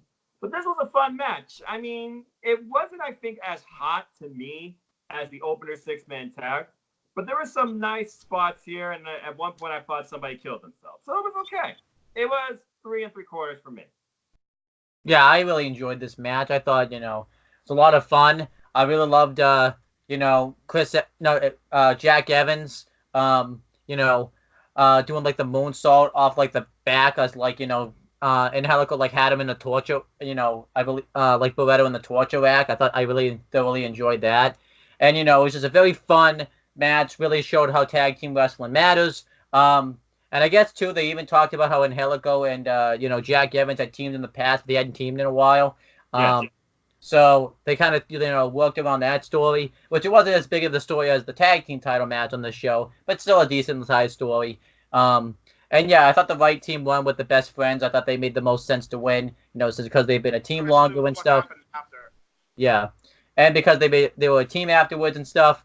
And I really enjoyed this match. I'm giving it 4.5 stars. I thought too, it was just a lot of fun. And then afterwards, the Dark Order debuting, which at first we didn't know who they were. They just come out. We had no idea who they were at the time, and now we know them as the Dark Order. They're the formerly known as Smash Brothers. Yeah. And they destroy everybody. They have the minions come out, and I really enjoyed that part of the match. The segment and such. So I really enjoyed that. And I think they contribute a lot to the tag team division. So yeah, 4.5 for me. What about everyone on James's call? What does everyone think of this match? I agree with that. 4.5 big chunguses out of 5. And 4 chunguses for Mike. 4.5 chunguses for Nico. And tag match. Like right after that. I mean, tag matches are always interesting. What are you gonna do? Not unless you WWE, you know how. Oh, true. fuck you with Yeah, a tag oh, team yeah, match. true. I mean, this one they do it right. Not really much to say. 3 3/4. One thing I want to talk about real quick is the rib they give him like all professional wrestling when I believe it was Jack Evans hits the Falcon Arrow on Beretta and Yeah, that was a bit weird. yeah. It's a joke. It's a PWG thing, but like really. Fuck. Yeah. I do gotta say this. So the Dark Order, when I first saw, I think it's Evil. I think his name is Evil now. I know the Stu Grayson guy actually has abs. When I saw Evil Uno, the first thing I thought was, dude, I didn't know George the Animal Steel became a luchador. That's like that was my first thought. And then I think I had to tell you he died too because I don't know if you knew or not, but No, I knew he died. I know he died. I'm just saying he looks Yeah. like George the Animal Steel under a mask. but yeah, Not that his mask is green. then it showed the commercial for All Out, which if you weren't stoked, you were. Going back to Chicago, and they sold out that show in like 15 minutes. So really looking forward to that. We know now that the world title match is going to happen on that show. And another match is going to happen on that. There was demand for the show. 60,000 people waiting in queue, by the way. Yes. And at And one point it was 100,000 apparently. And we know another match. Never mind, it's up. It went up. And make sure there's another match happening on this show, but we can't talk about it until we talk about the end of this show. So, then we had my match, and then like the last 3 matches really makes the show what it is. Like the undercard, it was off to a fantastic start. It was probably at like an A minus for me, but the last 3 main event matches, boy, did they ever deliver. But first, at the women. Oh yeah, right. I forgot about this match. My bad. Yeah, I'm sorry. The Major 6 Kong, come on, man. To be fair, there was some problems here. It was a nice showcase of Yoshi Pro Wrestling women. I was excited for a couple of these, but I can't get past the fact with a botched timekeeper call, and there were some sloppy spots. Unfortunately, this is my least favorite match of the night. Solid 3. And that's only because I respect Hiroku Shida and how she put away Sakura, which was a teacher and mentor type finish. Yeah. I like the spot. Yeah, it was Hikaru Shida, Ryo, and Ryo Matsunumi versus Aja Khan, Yuka Sakazaki, and Ernie Sakura. If I pronounce all those names. Those names. Huh? It's Haruka Shida, Ryo Mitsunami, Aja Khan, Yuka Sakazaki, and Emi Sakura. Might be. I can't read English, so don't expect me to believe Japanese. So. Don't expect me to believe Japanese? Great Japanese. Huh? Japanese. Why? Yeah. So, what was I gonna say? But yeah, talk about the match. Yeah, I thought this match was, pretty good. I think this is definitely, a cool down match, for the last 3 matches on the show. That's really kind of what it was. I don't really know if a lot of people really knew these women in the match. I mean, they seemed to. I knew Aja Khan. Yeah. That's the one people knew the most because not only was she talked about at the Las Vegas, debut of AEW, but she's also like the veteran in this match. She's at a point right now that people are surprised she still wrestles. And with her and never mind wrestling. I'm surprised she's still walking. That too. and when her and Hikaru Shida got in the ring together, I thought this was a pretty fun point of the match. Riho, by the way, though, for such a young age and yet wrestling since she was 8 years old, my gosh, she took a lot of bumps and really brought it too. She impressed me the most. Yeah. And I really like the, trash can kendo stick spot too. I thought that was a pretty good part of the match. Was pretty favorite. So I'll give this match probably. I thought it was real good. I'll give it 3.5. Okay. So there you go. What about you guys? What about it? The reason I dropped to 3 was I can't get past that botched timekeeper call. That was stupid beyond belief. I actually. And the ref didn't even I don't know. fall I for it. kind of like it only because it felt really empowering for like a female to hold up that too. They beat the shit out. What about you guys? What about everyone in James' call though? What's the big I give chunk? it a 3.25. I'll give it a 3.25. All right. I'm gonna give it 3.5, but then I thought about it. Like, you. Solid 3. Second, I was more worried about Asia Khan than the rest of them. Because, when she was fighting, I was getting actually kind of worried because I thought she was gonna pass out somewhere. Yeah, well, She's not in her prime anymore. I mean, she's been doing good. Fucking early. She was fighting good, but she had her good spots. She was well protected. Got over, but yeah, man, She's getting older. she's getting up Done there. this since the 90s. Like if I'm gonna say Taker should retire and Goldberg should retire, I'm thinking Asia Khan should retire. You can't retire the Kong. Asia Kong, look at her gloves. Like I think the best way to do it is to put off the. If I think I was about to say actually, the best way to do it is to have Awesome Khan as the heel fight Asia Khan in a retirement You match. can't make either of them. Yeah, maybe they'll do that at All Out. Hopefully. the Battle of the Kongs. I don't think Aja Khan's There been could only be surgery one though the Kong. Undertaker. That couldn't be what you title it. There can only be one Kong. Yeah. All right. Then we have my favorite match of the show. Now talking, get this going. Your favorite, everyone's favorite match. Get this That's what makes going. This is why I'm saying that AEW is story in wrestling. Yep.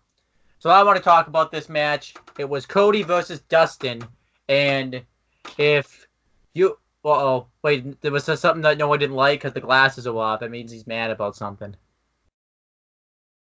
Holy fuck! What a match. Whoa. Not a match. The video package hyping this match was sick. Where you have, because obviously they feuded in WWE. Yeah. So they feuded in WWE, but, it wasn't the feud that everybody had wanted. So here we got the feud that we should have had in WWE. Where Cody talks about how people are marketing this as brother versus brother. But I mark this generation versus generation. Attitude Era versus, I guess this generation, whatever you're gonna. I don't know. Versus the Natural. Yeah, because I want to say the new generation, obviously, because that's already happened. So, Cody talked about how his mission is to kill the Attitude Era, pretty much. And by beating his brother Dustin. Casey has the quote for quote. Again? I love my. I don't want to kill. I want to kill you. Yep. Great. There you go. Great one, the era that he represents.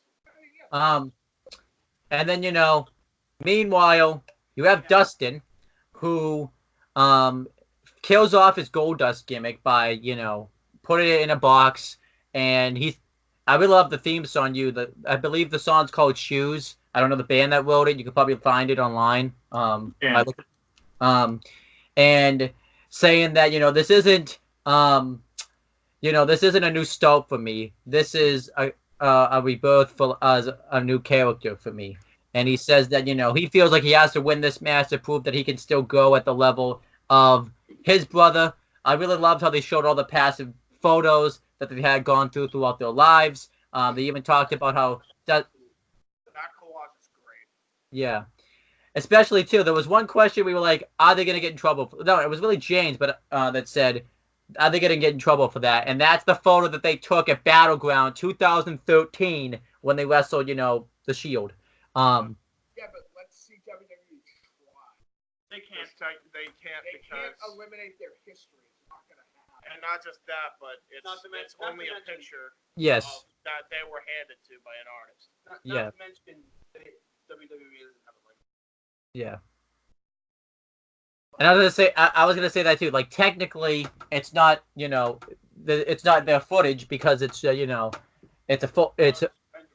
yeah. So the build up is hype, and it's awesome. You really get to see Dustin transform into his new red paint gimmick, and if that video package didn't sell. I have to cut you on this one. The red painted gimmick he is not. Yeah, the natural. The natural was his first ever gimmick in his WCW. Yep. Yep. He's been the natural Dustin Rhodes for almost 30 years. So yeah, that's basically what happened. Then he reverted to his natural gimmick, and if you want hyped for the match, after this video package, I don't know what else was gonna hype you for the match, but then the match happens. First, though, Cody comes out, and he has an epic entrance. We see the throne, and obviously the throne is shaped like the King of Kings, Triple H's throne. Right there. Yep. And Cody comes out. He's wearing red and blue, which I really not red and blue and white attire with a cape and everything. And got the Attitude Killer belt. and then Brandy Rhodes pulls out a sledgehammer. Cody goes up and smashes the throne and it completely destroys it with his sledgehammer. And obviously, this was symbolism that they talked about because, Cody wanted to prove that he wasn't just the authority. He wanted to prove that he was also the wrestler. But also, too, this was obviously a jab at WWE with all the Triple H's entrances and stuff, which I think is real cool. Turning back. Yeah.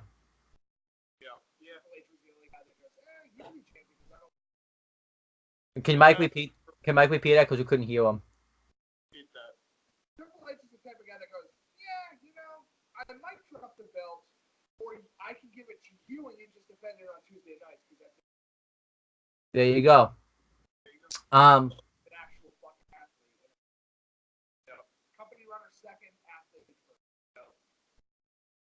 So then, and they even get around the fact, because WWE won't let Rhodes use his last name. They get around that by saying Cody with Brandy Rhodes.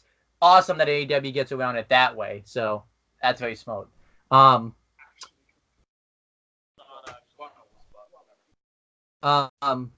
then Dustin comes out. He had an awesome entrance as well. And then the match finally happens. And Hebner. Yeah, refereed by Earl Hebner, who's referenced a ton of the Rhodes matches. So I thought that was even a nice tie-in, too. That's another thing we should praise about AEW, too, that they even build up stories around the referees. Speaking of Dusty Rhodes, that tribute, that pointing up. Oh, God. Come on, man. That brought both of them to tears, bro. Rest in peace. Don't make you mad, buddy. So then, they lock up, and, at first, Cody gets the advantage because he's younger, and I really like that kind of told that storyline part of it because, Cody's younger, and he's more fresh. Age and vigor versus experience.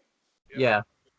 And Cody hits a torpe suicida on the outside, and I really loved it. Right after that, he does the Stardust pose right in his face, which was obviously a nice, callback right there as well. Yeah, there it is. God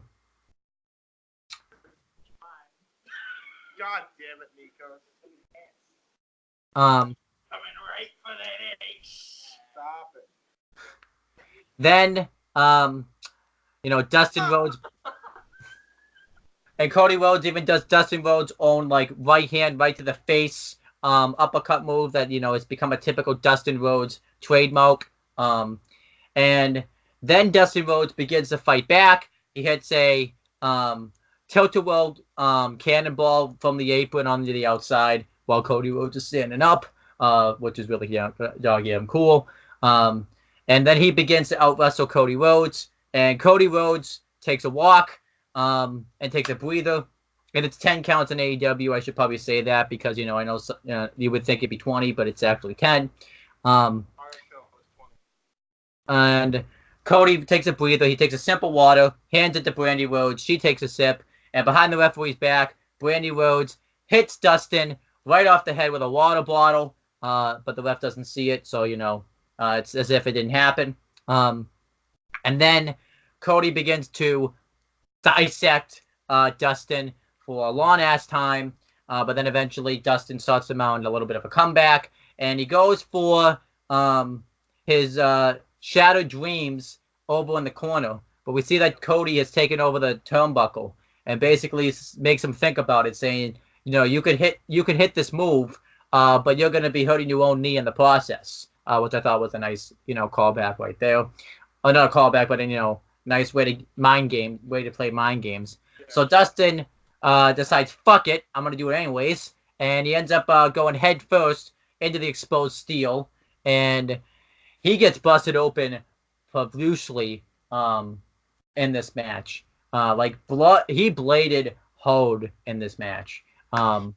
Literally, I think he bled the rest of the match. He was just sweating blood. And this match I can best describe as Dustin Rhodes looking at Boston. Fuck you, I can do it. Yeah, and before we get to that part, obviously Brandy also got escorted out by DDP of all people. Just comes out of After nowhere. being ejected by Earl Hebner. yeah. After 35 some odd years in this, has finally been allowed to become genre savvy enough to see that Dustin is down near Brandy, who's looking down at him with this vicious, victorious grin, and he's finally allowed to deduce, hey, she's up to some shady shit. You know what? I'm not dealing with it. Get the fuck out of here. Yeah, Yep. I love it. And Stupid. Imagine that, WWE. Take notes. yeah, because this was after she hit the spear and Dustin on the outside. And then the match proceeds. That moment wherein he took the blade. Yes. And then at that moment, Cody dissects Dustin. He hits wicked shots right to his open wound. He hits a DDT onto him. And he really just, targets the head of Dustin, bounces it off the turnbuckle. He even grabs some of his blood that was on the outside and just rubs it all over himself. Cody was even covered in blood. He was pissing blood. Yes. And for those of you who didn't see the event, Dustin Rhodes came out with only half his face painted. By the time Cody had worked on that cut for 30 seconds, his entire fucking face was a red. different shade of red. It was red. You could Yeah. say that this was not for the fans. It really was not. Not at all. I am thoroughly convinced this exact match is the reason AEW went to the TMA rating with this shit. I thought it would have been. Yeah. Mr. Libido, Mr. Michael Nakazawa. Mr. Libido. But regardless of that, continue. So then, Cody even hits an axe handle smash from the top turnbuckle. But then eventually, Dustin finally gets some offense in by hitting a running clothesline. And at this point, they even make it to sort of tell us that Dustin's trying to stay close to Cody because he's just blind at this point. He's just fighting off pure instinct. And Dustin hits a really awesome Code Red, which was really goddamn cool. Ironic because he's covered in red. Yeah, there you go. Dustin mounts a comeback. He goes for the scoop slam though, but because he can't see, Cody, moves up, just stays in the turnbuckle, so that way, when Dustin hits the move, nobody's there, and he's just hitting nobody. And Cody hits the disaster kick into the I don't know if he calls it crossroads, but I'm gonna call it crossroads because that's what I knew it as. But Dustin kicks out, and then Dustin hits the crossroads number 1, and Cody kicks out. And I love how you know it's the number 1 too. You can tell because of the way he drills his opponent's head. Yeah. And then Cody takes his belt off, and he's gonna. Yeah. But Dustin reverses it and whips the shit out of Cody. And I think the referee showed some leeway here because, Dustin was just bleeding at this point, and this was a personal rivalry. So he's like, fuck it. Do whatever you want. Yeah, Earl Hebner, again, made himself not look completely stupid by visibly saying to himself, okay, this is the kind of match that needs it to let it fly. Not just that, he let him get a few hits in because of the spear on the outside that he assumed Brandy caused, even though he didn't see. So again, it shows him actually being impartial. Yeah. And also also making him look smart and not Yeah. stupid. And then Dustin Rhodes, well, just Dustin, I can't say Rhodes, hits a second, hits Crossroads number 2, which, is Cody Rhodes' Crossroads. And Cody kicks out. And then Cody hits a wicked running DDT. And he gets the shoulder up. And, because Dustin Rhodes is covered in so much blood, he was able to slip out of the cover easily. So, that's where the blood, I guess you could say, helped Dustin. But then eventually Cody gets him back up, hits a second Crossroads, and gets the win, which makes sense, obviously, because Dustin Rhodes, is the old person in the match, and is the veteran, and Cody's going to benefit more from this. And this match, was absolutely awesome. I'm not going to rate it yet because there's more. Cody, I really liked how he reacted to, like, even though he did exactly what he said he wanted to do, he didn't really know how to react to it. He was very neutral about it. Like, he was kind of happy, but he was upset. Because it's his brother at the end of the day. Yeah. And after about like a 30 to 45 seconds of stare down, Cody goes for a mic. No. You don't get to retire tonight. Get a pass, basically. I need a favor. See, I booked a certain match at Fight for the Fallen, AEW's next pay-per-view, and I'm paraphrasing here. Yeah. There's me and a partner of my choosing. Against what I truly believe is the very best tag team currently in the world, the Young Bucks. And we'll get to that soon. Against me, a partner of my choosing. Crowd fucking explodes because they already know where he's going. And then he says, But Dustin, I don't need a partner. I don't need a friend. I need. And it wasn't just like the way he said it, he welled up and just let it all out. The minute he said, I need my older brother, it was actually a callback to when Dusty Rhodes' brother and him, after feuding for so long, reunited once again. Not a dry eye. Dude, dry eye. I have not seen people cry this hard, and just over a storyline. The last time I saw people cry this hard was at Ric Flair's retirement. It wasn't, and even then, minus retirements and all that, the last time anybody cried over a storyline, get this, was at WrestleMania, whatever it was. What was it? Savage. The one with Savage I'm talking about. WrestleMania. Was it 7? No. It had to have been 7 because 8 was when he fought Ric Flair. Yeah. Yeah, 7, and him and Miss Elizabeth reunited. That's how long it's been. Grown men, women, children, everybody crying, cheering, and it was like the most emotional moment of the whole night. Yeah. This is. Let's just get it over with the ratings. Really, is there anything else? 5 all fucking day. Yeah. 5 all day. 5 stars. There's not a whole lot of there's not a whole lot of matches that I watched the first time and come out of saying, dude, this is a match I'm gonna forget. This is a match I'm gonna take. Dude, this match, this was Austin's match done better, honestly, especially the blood spot. Yeah. Like, Dustin outdid Austin, which I never thought I'd ever say. But with how much he bled, it was nuts. He had to have been so far gone by the end of the match. He didn't know up from down. He had to have been like completely the amount of blood that he lost. I mean, I'm gonna go overkill and say this, but I give this a 10 out of 5. 5 out of 5, just a 10 out of 5. It was that amazing. We got a Dave Meltzer over here. He's breaking the scale. Yeah. I don't care. I'm He's not wrong. It's like one of Yeah, impressive story, impressive match. I loved it. It was just amazing. Yeah. What about you, Noah? I said it on my predictions. So long did you think WWE would give you this match? And they never did. Finally got it. And then the freaking ending. The way it was delivered, foretelling of the future, the embrace after years and years and years of feuding in the family, and it all came together. And they smile, embrace each other, and look up to Dusty, who's gotta be smiling proud. This was by far the most incredible match and story I have seen all year. It is a 5 out of 5. Match of the year. If this does not get match of the year, I'm gonna be serious. Yeah. They have to. It absolutely should.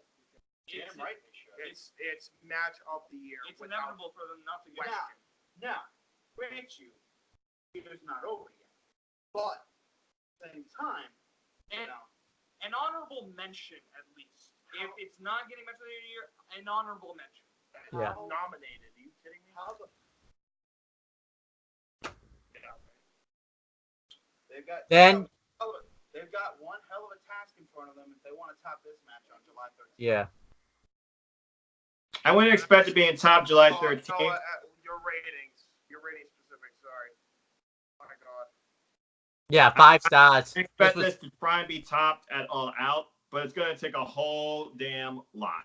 Yeah, like this match was just absolutely fantastic. Like this was just everything storyline, everything done right. So This is everything done right in wrestling. yeah, Period. A natural progression, not a forced progression, not a progression that stops after a couple. You don't have to be a wrestling fan, and you would understand why this was so good. yeah, You can make somebody who's never heard of wrestling into wrestling just from this match. I can confirm this, by the way, and he can confirm this.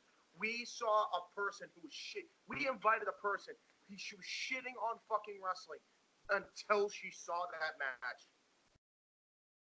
there you go. We got him. We got him there. Change the world. Congratulations. Fucking world. Damn Dusty, fucking Cody, you did it. Yeah, If I may cut you off very briefly, Noah. If you take nothing else away from this match, let this be a wake-up call to the wrestling industry. Like, hey, you dumb fucks, this is how it goes. Yeah. Hey, yeah, Vince, take some damn notes. I'll buy you a notebook if you run out of pages. Yeah, right. Here's And a what pen, too. here's what a lot Yo, of people have to realize. You old racist fuck. You can't teach Wake this stuff. You can't teach this stuff in wrestling. You can't write this stuff down in wrestling. You just make it happen.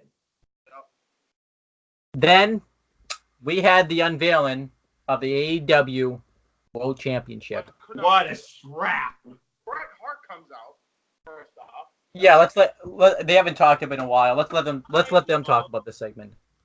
Okay, Can I just say one thing? I just love the fact that since Double or Nothing took place on May 25th, it was like how long has it been? Oh my God, it's been 8. And they did not mention it. November of Once. 1997. They didn't I thought it was mention no, it once. was May 25th. You want to know the funniest? You want to know the funniest part? You want to know? This is the thing that I think, and Bret Hart, for the first time in ages, actually genuinely smiled in a long time. Gee, I wonder if that had something to do with the fact that they didn't mention the screw job every chance they had. Gee, I wonder. Anyway, the guy looked happy to be there. Jack Whitehall, who was great. I hope he actually becomes an interviewer because actually he could be a mean Gene Okerlund. Sign him, please, immediately. Bret Hart comes out when Jack Whitehall introduces him. Then he introduces Adam Page after addressing the fans and just really just putting over the AEW product and the AEW And roster. meanwhile, Jack And Whitehall fans. is holding the belt, and he like teases it ever so slightly. He teases it ever so slightly, like, by the way, he's a comedian, so he just got that shit-eating grin. Just like, yeah. And so he introduces Amen Adam Page. Him and Adam Page comes out. He's like, I'm ready. Show me the belt. Show me the belt. Like, he's ready to see this thing. And just before they go to unveil it, MJF comes out. And this is where the thing I have to say comes in. I hate that I have to put it in the way I can make it. This guy is the Mark Young of this company, and I love him for it. It's amazing. He's This- so good. This guy took every possible measure, both in the ring and on the mic, to be the biggest dick in the business. Yes, and he's For context, So the correct way of yes, for context, there is a specific line he said in reference to Bret Hart's last appearance. yes. Those who don't remember or didn't see it, during his induction speech before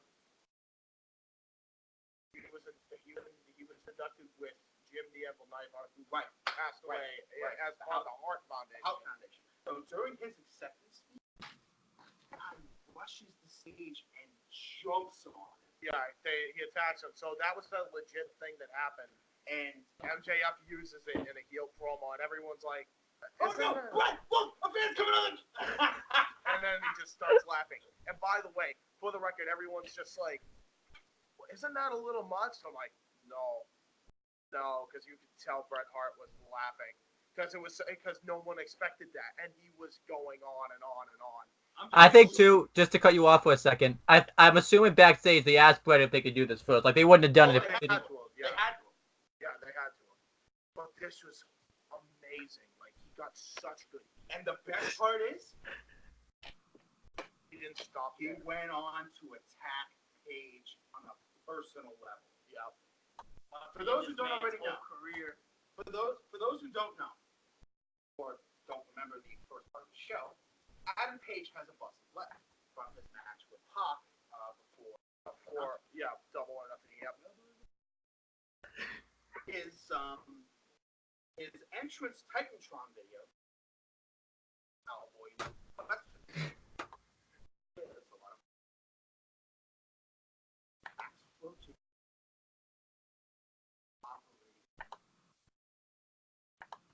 Uh-oh. They put him down. Back of the head and put him down, which I couldn't believe how awesome. This was an awesome way to just get maximum heat possible. And he said, you should just give your title shot to me because you don't deserve it because I'm the best there is. Actually, no, because look at me, old man. Just looks at him with a freaking nasty snarl and says, the best there is, the best there was, and the best there always Actually, will be. wait a minute. Screw that. That catchphrase sucks. It was the best. And Adam Page gets this look of utter fury on his face.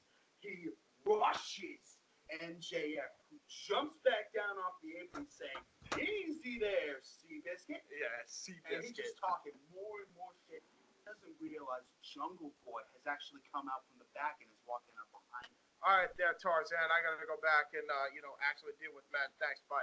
And he goes back. Here comes Jimmy Havoc, and he just puts him back. Jungle Boy and then Adam Page is just right there behind him, and they just all start rolling. Maxwell Jacob, exactly what happens. Maxwell Jacob even microphone says, let's handle this civil and as gentlemanly a manner as we possibly can. Tries to throw a punch, gets cock blocked, and drug off. Yep. Just ran out of the building. They start brawling. Cut back inside the ring. Bret Hart's got the AEW belt held high above his head. And wow, I like the belt. I know some people don't, but Yeah, I'm not gonna lie. I wasn't a I'm happy big fan. I love the belt. I like it because it's a gold belt. It looks like a prestige. Oh, it definitely does. It doesn't look like a toy or a sponsorship, which is what I love about it. Jewels around it. It looks like a mixture of the big gold belt from WCW and the IWGP gold title. But these two specifically say, I don't know about that belt. Honestly, that's why because it's Yeah. what it is. I'm about. You leave me. In other Which words, I believe is a microcosm. it's basically better than, a belt that is represented by licorice. So there you go. It's not for everyone, but if you like it, Yep. There you go. Yeah. So I'll give my thumbs up. We give a thumbs up for the record. total, absolute 2 thumbs up. Yeah. Yeah, I love this segment too. MGF just really shows he should be the champ. Eventually. I like the belt. I think the belt looks awesome. But definitely eventually. Yeah. And yeah, I really like the belt. I think the belt looks really cool. I think it's kind of funny too. That it was the same week the 24/7 title was unveiled. So I think they just definitely trumped that. And yeah, I thought the segment was awesome. And look what it did. They did such a good job of building up the Fatal 4-Way match in one segment that you were just hyped to see it. Like, there you go. What a segment. What a segment. Actually had this thing called character development.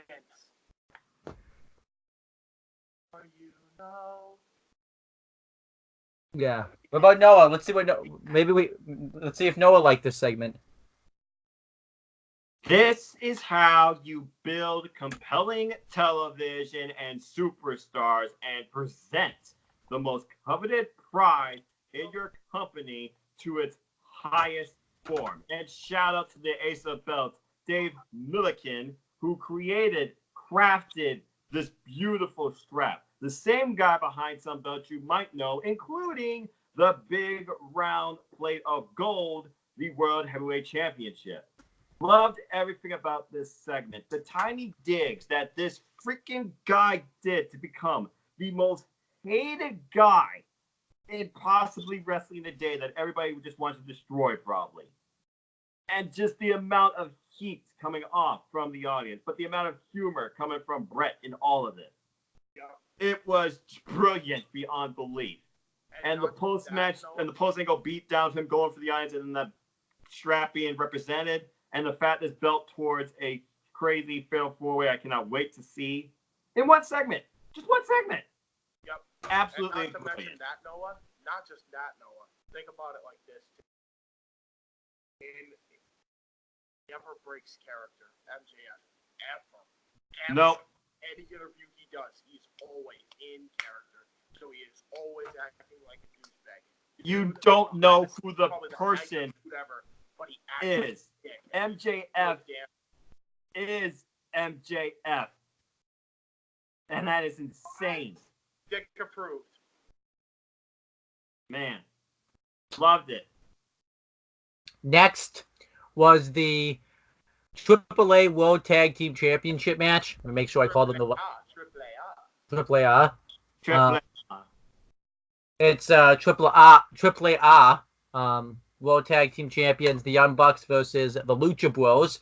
Let's let Noah talk about this match. He hasn't talked about a match for a while.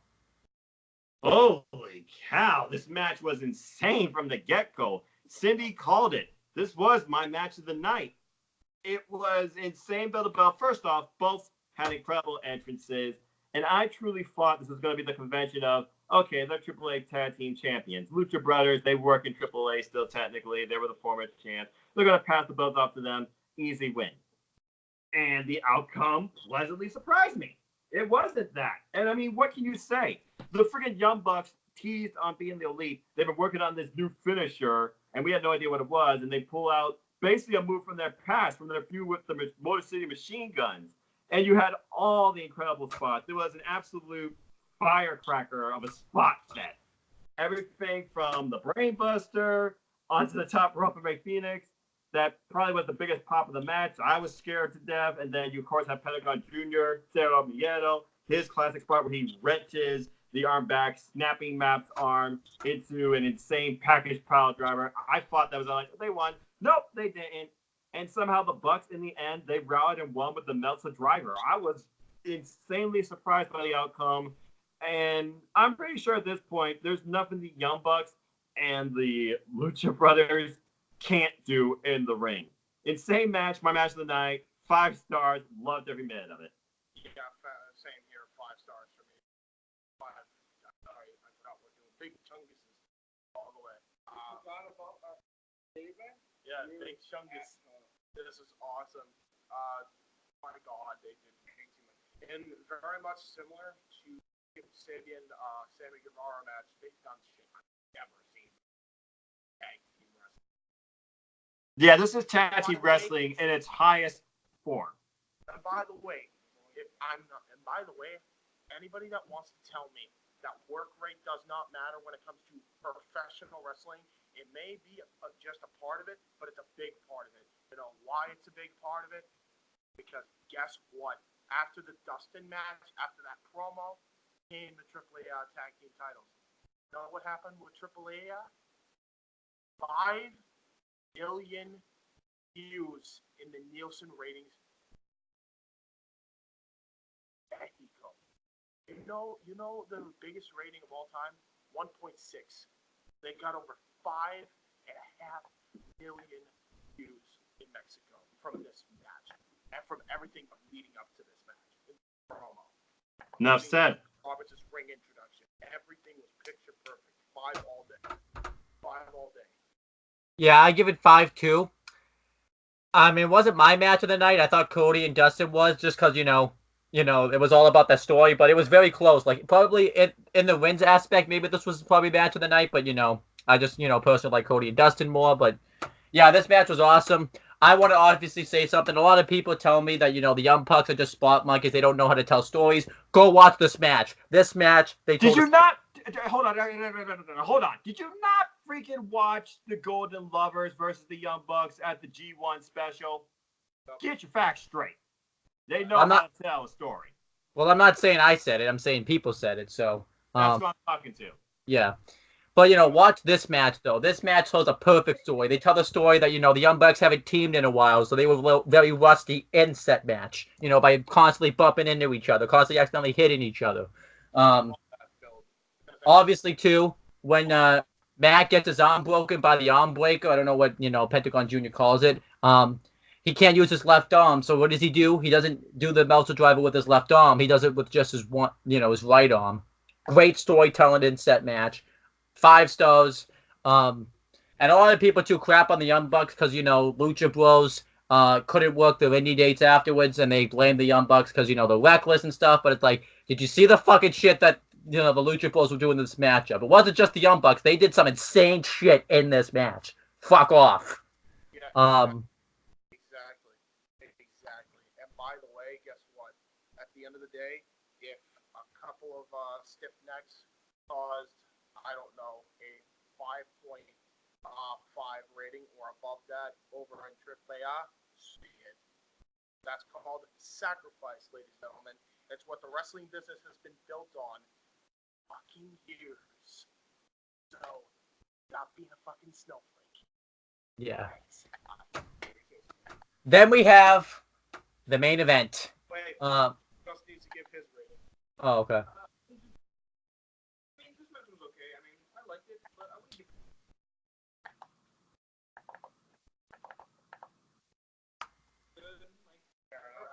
really like the two teams. They were enjoyable. There you go. Then we had It means it's right at the area anyway. So. Then we had the main event. Oh, Mike, you got to talk again because your audio cut out. I said it's right where it needs to be. There you go. Then we had the main event. It was Alpha versus Omega 2. AEW. World Championship #1 contenders qualifying match. Chris Jericho, Alpha versus Kenny Omega. You guessed it, Omega. Yeah. That's the greatest. So yeah, this match obviously too was awesome. The story was awesome. This goes back to Wrestle Kingdom 12 when Kenny Omega beat Chris Jericho, and Chris Jericho did not, let loss stun with him for 16 months. like how they had the months, pretty exact. And I don't really know math anyways because I forget exactly when that match was. I know it was in January 4th, but I didn't count, that many times. But I'm just going to assume that's right. So there you go. And Chris Jericho though trained harder for this match by doing more MMA fighting. And he talked. I even liked how he talked about too how he's the reason that AEW is getting as big as it is. And I really like how they're running with this gimmick. I talked about this before because it makes sense because it's Chris Jericho. You can make a lot of arguments is telling the truth. And why not run with this gimmick? Why not run with the fact that he's the reason that a wrestling company's getting started, that it's selling all this, that it's selling out? It makes sense. So there you go. And Kenny Omega, though, even talks about, too, how he's got to train extra hard because, he's been doing all this corporate stuff. A lot of people are going to think that he's taking Chris Jericho lightly. And I really like that part of the build as well. And it's just a hell of a build. You really didn't know who was going to win this match. And then the match happens. Chris Jericho, his entrance was probably my favorite entrance of all the superstars on the show. He comes out, and it's obviously not him. It's, different people dressed up like him, dressed as his past gimmicks. First being Lionheart, his old ECW gimmick. And then, the list gimmick, and then the light up jacket gimmick. And then that was about it. The frozen over here. And then, Noah's frozen. Something went wrong. Okay. All right. I don't know what happened. So technical difficulty, but we're back. But yeah. But anyhow, Chris Jericho comes out, and then Kenny Omega comes out. He has a really cool entrance himself, and this match was fantastic. I don't think it was better than the first match, but it was very close. And they both put on a clinic with each other. Chris Jericho hits a drop kick to the outside. He throws Kenny Omega into the timekeeper's area, and he wins the bell right at him, just being awesome. Heel Jericho. And then Omega, throws him into the barricade, under the timekeeper's area, slams him under the timekeeper's table. He goes for some type of moonsault or something, off the guardrail, but Jericho pushes him, not ribs first, he falls into the crowd. You could kind of see they had to kind of, wait a bit to kind of do this spot because the crowd was kind of in the way. They didn't want to hurt anybody. Thank you. I really like that. Then, Chris Jericho grabs the cameraman. He gets into, Kenny Omega's face. And the referee was showing some leeway in this match, which made sense because this was a match that was, had big stakes to it since, it was to qualify for an AEW World Title match. To crown the first champion, and it was the main event. They even said we don't want the main event to end, via count out, which I think was a rib at WWE. I'm just gonna assume it was. And then Kenny Omega spits some type of drink, whether it was soda, beer, or water. It was probably one of those three because that's what typically wrestling fans drink when they go to wrestling shows. Right into Chris Jericho's face. He throws him back into the ring. I feel bad for the camera guy. He had to work the rest of the match. With water on his camera. Felt bad for that guy. But, then the match, continues. Jericho hits a wicked clothesline, nearly taking Kenny Omega's head off. Thought it was going to take his head off, but it didn't. And then, Kenny Omega hit 3 half and half suplexes in a row. That was pretty goddamn awesome. Then he hits one right off the, he hits a super one off the the turnbuckle. I thought that broke Jericho's neck. Didn't break his neck, though, at least I assume. And then Jericho gets into a wall of Jericho. Omega gets the ropes.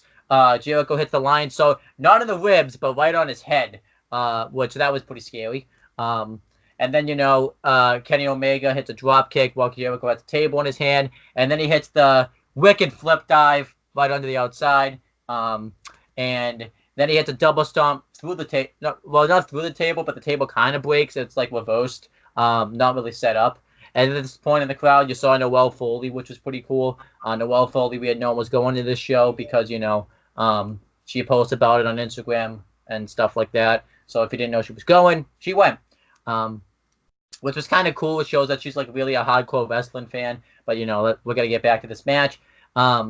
Then Chris Jericho gets a second Walls of Jericho win and does the Lion Tamer version of it. And then Kenny Omega hits some wicked beat triggers in this match. He hits one right to the back of the head while Jericho's in the corner. Hits another one while he's on the side of the ropes. Just I thought he was going to give Jericho a concussion. Maybe he got a concussion, but kept it quiet.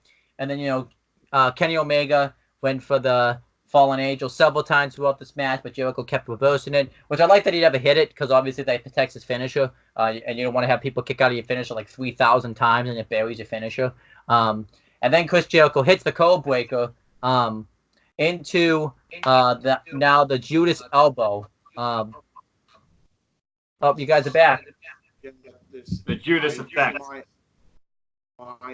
I wanted to fucking just smash my phone into the goddamn ground just now. You have no idea how pissed off that just left me.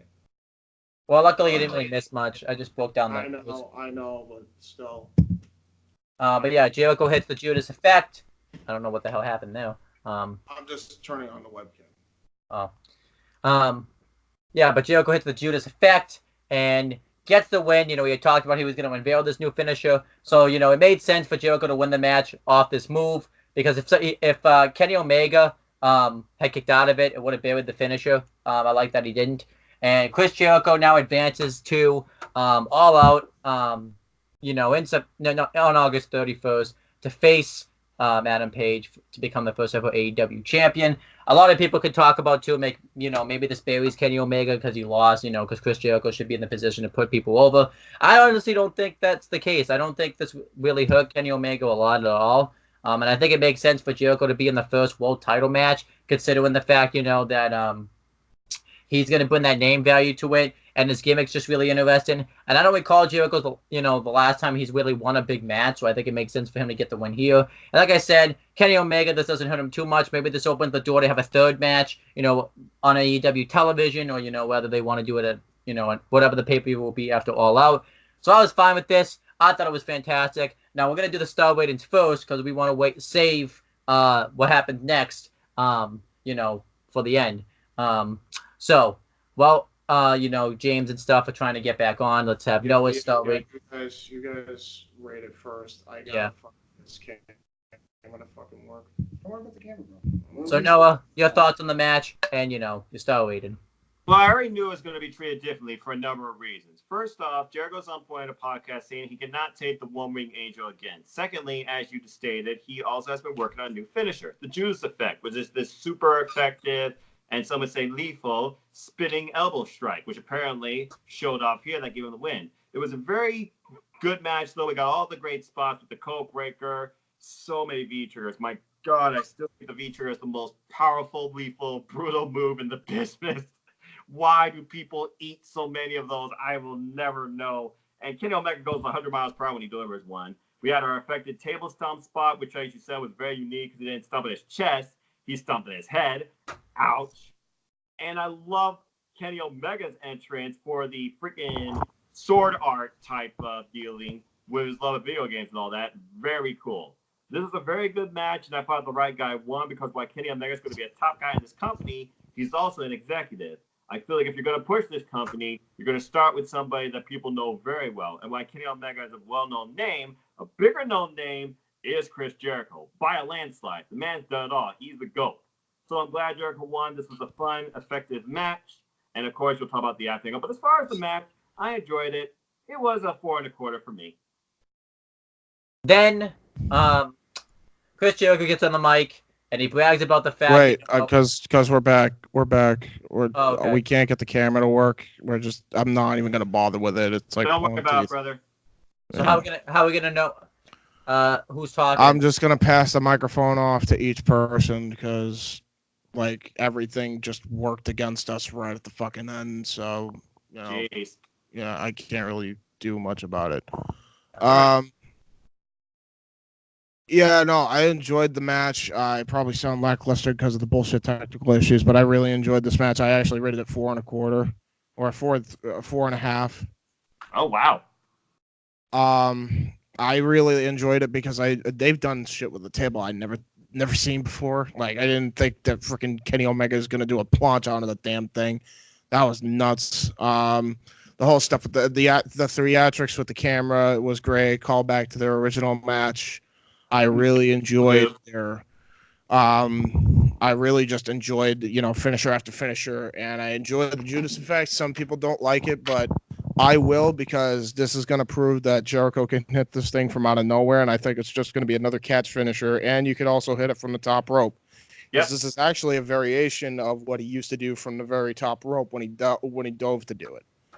Yeah. So I expect to hit them in various different ways, the Judas effect. So I'm for the Judas effect, and yeah, I give this 4.5. I enjoyed it. All right, so you have to tell us who you passed the mic to, too, so the fans know. Yeah, this is Mike Nikos. I'm holding the microphone now. And my thoughts on this match, I guess I have to say I give this fight a 5 out of 5. I really enjoy the fight. The Judas effect, to be honest, wasn't exactly my favorite. I mean, it's just very standard, backwards elbow, but it's very effective, I will say that. And I really like this fight between two technician athletes, how even Jericho even though he's very old, he's still fighting extremely well. Like, I gotta give him props for that. Kenny Omega. Yeah, exactly. And Kenny Omega, I have to say, he's also very skilled, and I really enjoy seeing him fight, and I hope he has great success in the near future. So, yeah, overall, I give this fight a 5 out of 5. Really? Yeah, I enjoyed this fight. I mean, besides, I like seeing Chris Jericho again. I mean, he's one of my favorites from the old days. You're gonna like the brothers that he fights against. Yeah, exactly. I'm handing this off to Mike Mahar here. Well, we can see it now, so. Effective 5. 5. Just that's it. If I have to even talk about this anymore, there's no reason to. Everybody else has already said everything that has to be said. By the way, that's 5 big chunguses. I forgot to mention that. 5 big fat hairy chunguses. And now here comes Casey. Anytime you put Kenny Omega and Chris Jericho in the same ring, provided I have a way to watch it, you're going to get my eyeballs. And this did not disappoint in any way, shape, or form. Hence why I specified, get your friggin' minds out of the gutter. We can't really hear James. Come on, be on point. Give me your wrestling analysis. I want to hear more. Well, I must admit the psychology that they employed was very, very much on point for the two that were in the ring. Oh God, how do I word this? That's one of those matches that you sit there. That's one of those matches that you sit there and you think, damn it, I wish I was calling that thing. Are you talking about the psychology? Psychology-wise, and in terms of just overall match quality. And I honestly got to give it a 5-star. Okay. So yeah, well, and I said something dirty, but I'm actually gonna put something actually into this. When he says by comment, like he wishes he called that match, and I don't blame him. That's a great match to call. I agree. Yeah, because they do. And one more thing of why I call this a 5 out of 5 match is specifically what happens after the fight, which most likely we're going to talk about. Let's segue into that, Owen. See, that's why I was like 4 and 4.25, because now we're getting to the aftermath. So then, Chris Jericho grabs the mic and gloats about how big of a superstar he is because of, he sold out venues, he started a company, blah, blah. And I demand a thank you. He demanded a thank you from everybody, from Kenny Omega. And then we hear the crowd cheering. And who's out there? None other than Jon Moxley. Jon fucking Moxley. And this is when True JR came out. JR was on fire for this because he didn't even expect it. There was a lot of pain. Yeah, it was on fire. Yeah. It was very completely unexpected for me. I mean, I first saw this on Facebook, and I didn't see why this was a big deal until I actually saw Double or Nothing, and now I understand this was well deserved. And Wait until you hear the shoot interview. Yeah, exactly. If you haven't So- listened to Talk is Jericho, the Moxley interview, folks, you have no idea what you're missing. Yep. And So his interview with Wade Keller as well. That's I get this. Yeah. So this is a big deal because it wasn't reported, and and it was a genuine surprise. You don't get that a lot now with wrestling today. So they kept this very quiet. And I want to talk about this too. This was a month after his last match at WWE. I think like roughly a month and like a few days. Like this was a big deal. Like typically you wouldn't have expected him to be, have it be seen this quickly already. And a lot of people, one of our friends who's on this show included, have been saying, no, it's a work. He's staying with WWE. And once this happened, I messaged that person. I don't want to say his name on here because, then it's going to get then I don't want to embarrass him. But I messaged him. So is the John Moxley leaving WWE at work now? Because obviously he couldn't say no at that point. Yep. And it was awesome. Like, he felt like for a change, he actually looked like happy. I actually when you go back and watch, like it looked like he actually looked happy here versus like his last match in WWE. Dude, he looked like he was phoning it in the whole time he was there. He had no cell phone.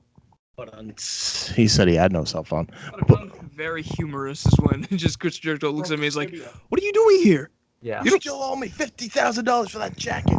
You don't work here." Yeah. And then he just DDTs him, DDTs the ref, DDTs. Then he starts going after Omega. Omega starts brawling with them. They go to the outside. It's chaos. They hit him, hit his head on the poker chip, make that thing fall over. They climb on the stack of poker chips. Dirty deeds on the damn chips. And then, and I hope they call it this because he has the attitude adjustment as a fucking little, just a slight jab at that company. I hope they call it the paradigm shift. And when the chips are down, one's gonna rise up. And it was John Moxley. Bro, When the chips are down, he looked like someone's gonna win it all, and someone's gonna crap the fuck out. that's John Moxley for you. John Moxley looked like a crazed lunatic, and it was a fucking goddamn great way to close out the show. Thumbs up here. Thumbs up all the way. Yeah. Thumbs up. You see it. We can't see ourselves for some reason, but you can see us. Thumbs up. And I that's can see James, but AEW as real competition. How you like AEW now? Let's find out. Who's Yeah. It's a real good T-shirt company, huh, Mike? Yeah, really good. I say good fabric, good quality. Oh, you can wear it, put it over your head, make it a napkin, do whatever you want. Make it a surrender flag. I think that's WWE. But let's start with James first. What do you grade this show from an F to an A? F being the worst, A plus being the best. A for big A. All of us are gonna say A all day long here. Just a regular A. Regular A. It's an A. Good. Again, there were certain things that we didn't like, so that's why it's an A. But even then, it's still damn near perfect. So there you go. A for me. Right. A for all of us, actually. Okay. Good. All right. So Noah, what about you? Because like, out of everyone in the group, you were the most vocal about AEW. I mean, obviously, I got vocal towards the end because I started watching, the stuff on the YouTube channel. But you were the most vocal out of all of us on the rundown about AEW. Really excited about it. So how do you think it delivered for you? It delivered practically perfect, except for that sticking ring keeper call and a couple of bot spots in a couple of matches. There was at one point of the show I was like, why the fuck am I watching this? And I could not wait for more. And then that ending, and I got good old JR at his finest.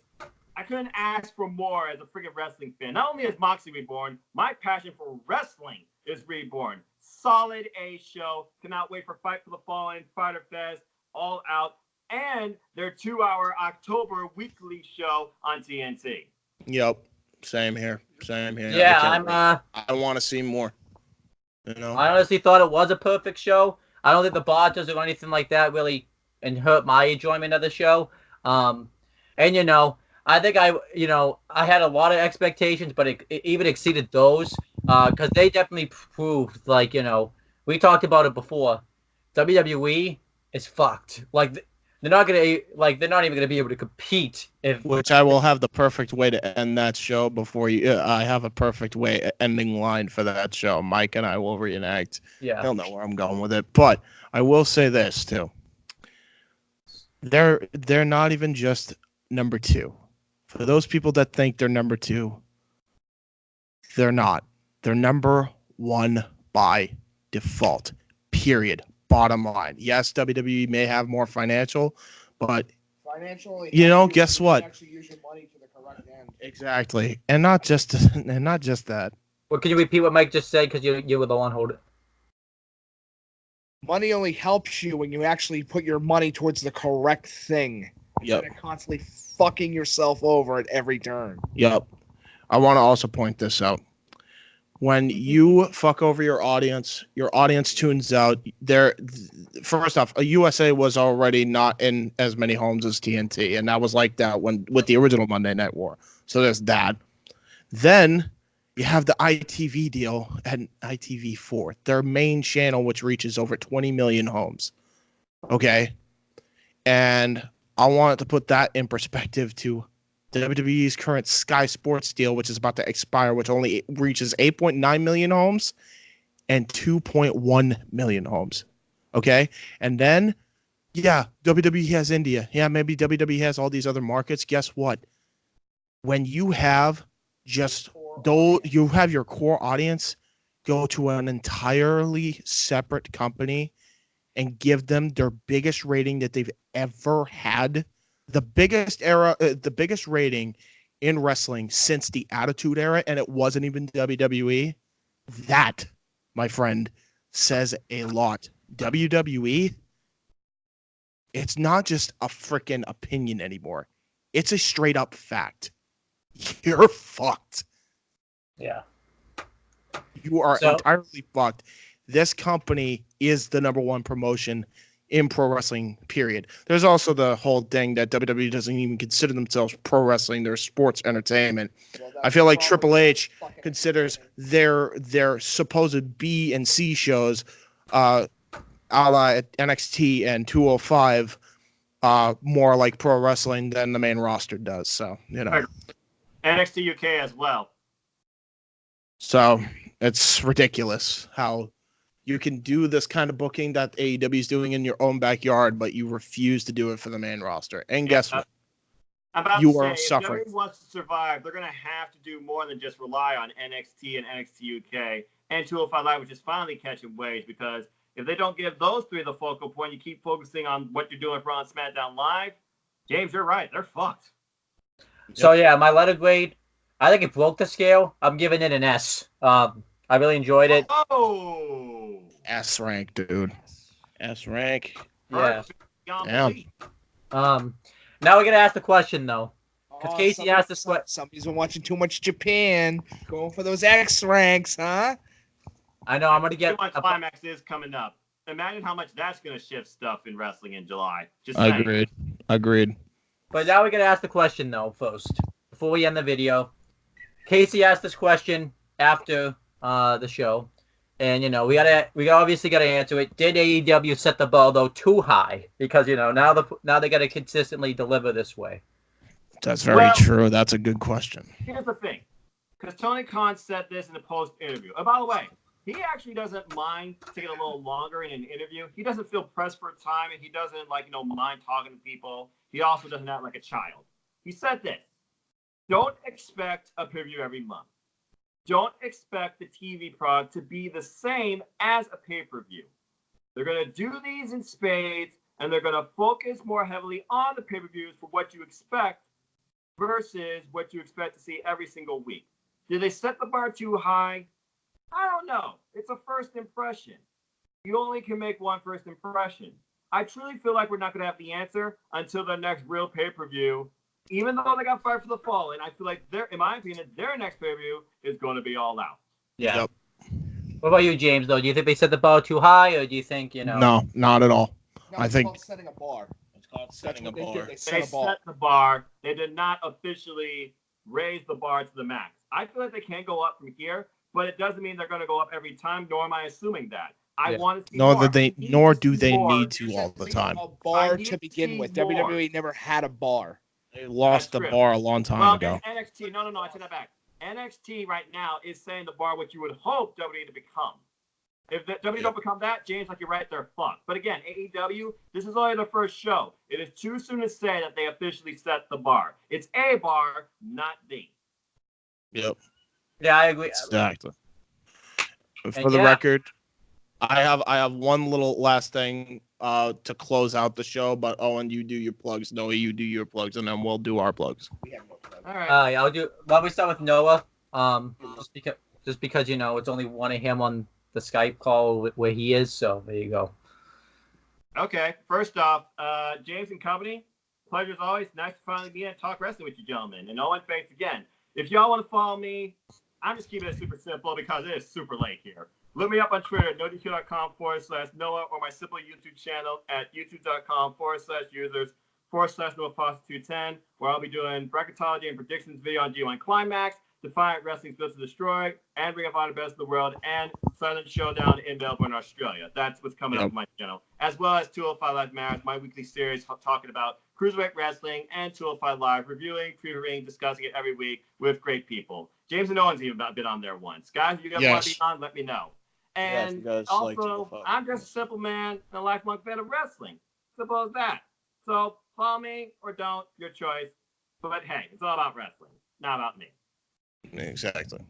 All right, I'll go next. You could subscribe to my three YouTube channels. First being CM Brothers.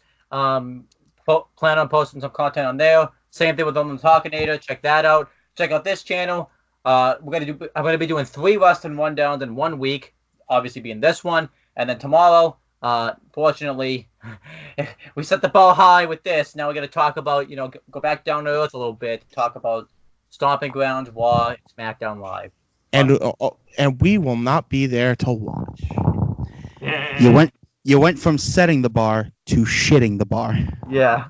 So yeah, I know you're welcome to come on for that. If you want. And then Friday we'll be going back up though. We'll be talking about 205 NXT UK, NXT, and predictions for Fyter Fest, which that would be some nice wrestling to talk about. So there you go. And now it's our turn to plug our stuff. I don't know. Do you have anything to plug, Nikos? Yeah, nothing to plug. I really have nothing to say. I mean, this was overall a really great experience to watch, and I hope to see more from this in the near future. I definitely am going to be watching more on AEW from Facebook, watch some videos on YouTube, and I will try to keep track on AEW because they definitely brought me back into the wrestling scene. So, yeah, kudos on them. Fuck WWE. And, yeah, that's all I got to say on that. And how about you, sir? Mike Mark. Watch WIW coming to a streaming service near you. We already have a streaming service. It's called YouTube. More streaming services. I feel like me and Gene are going with this microphone. Even more streaming services. Put that cigarette out. Anyway. At least you don't have a sign falling in the background. Now, we'll say this is double. Let's go back in time a little bit. This is Double or Nothing. Stomping Grounds hasn't even happened yet. Hey guys, I can't wait for Stomping Grounds. Wait a minute. 5.6 attendance. Hey, wait, I can't wait for Raw. Wait. James, I have a question for you. 3.5? James, I have a question. 3.5? James, I have a question for you. What's your question? Why do they keep renaming all their fucking pay-per-views every couple months? Because they're stupid. Oh, okay, that answers that fucking. 3.5, ladies and gentlemen. Because they're running out of ideas on naming new pay-per-view names. Not 3.5 million, by the way. 3.5K. Let me reiterate that. 3.5K. Owen, you can end it at any time. 3.5K.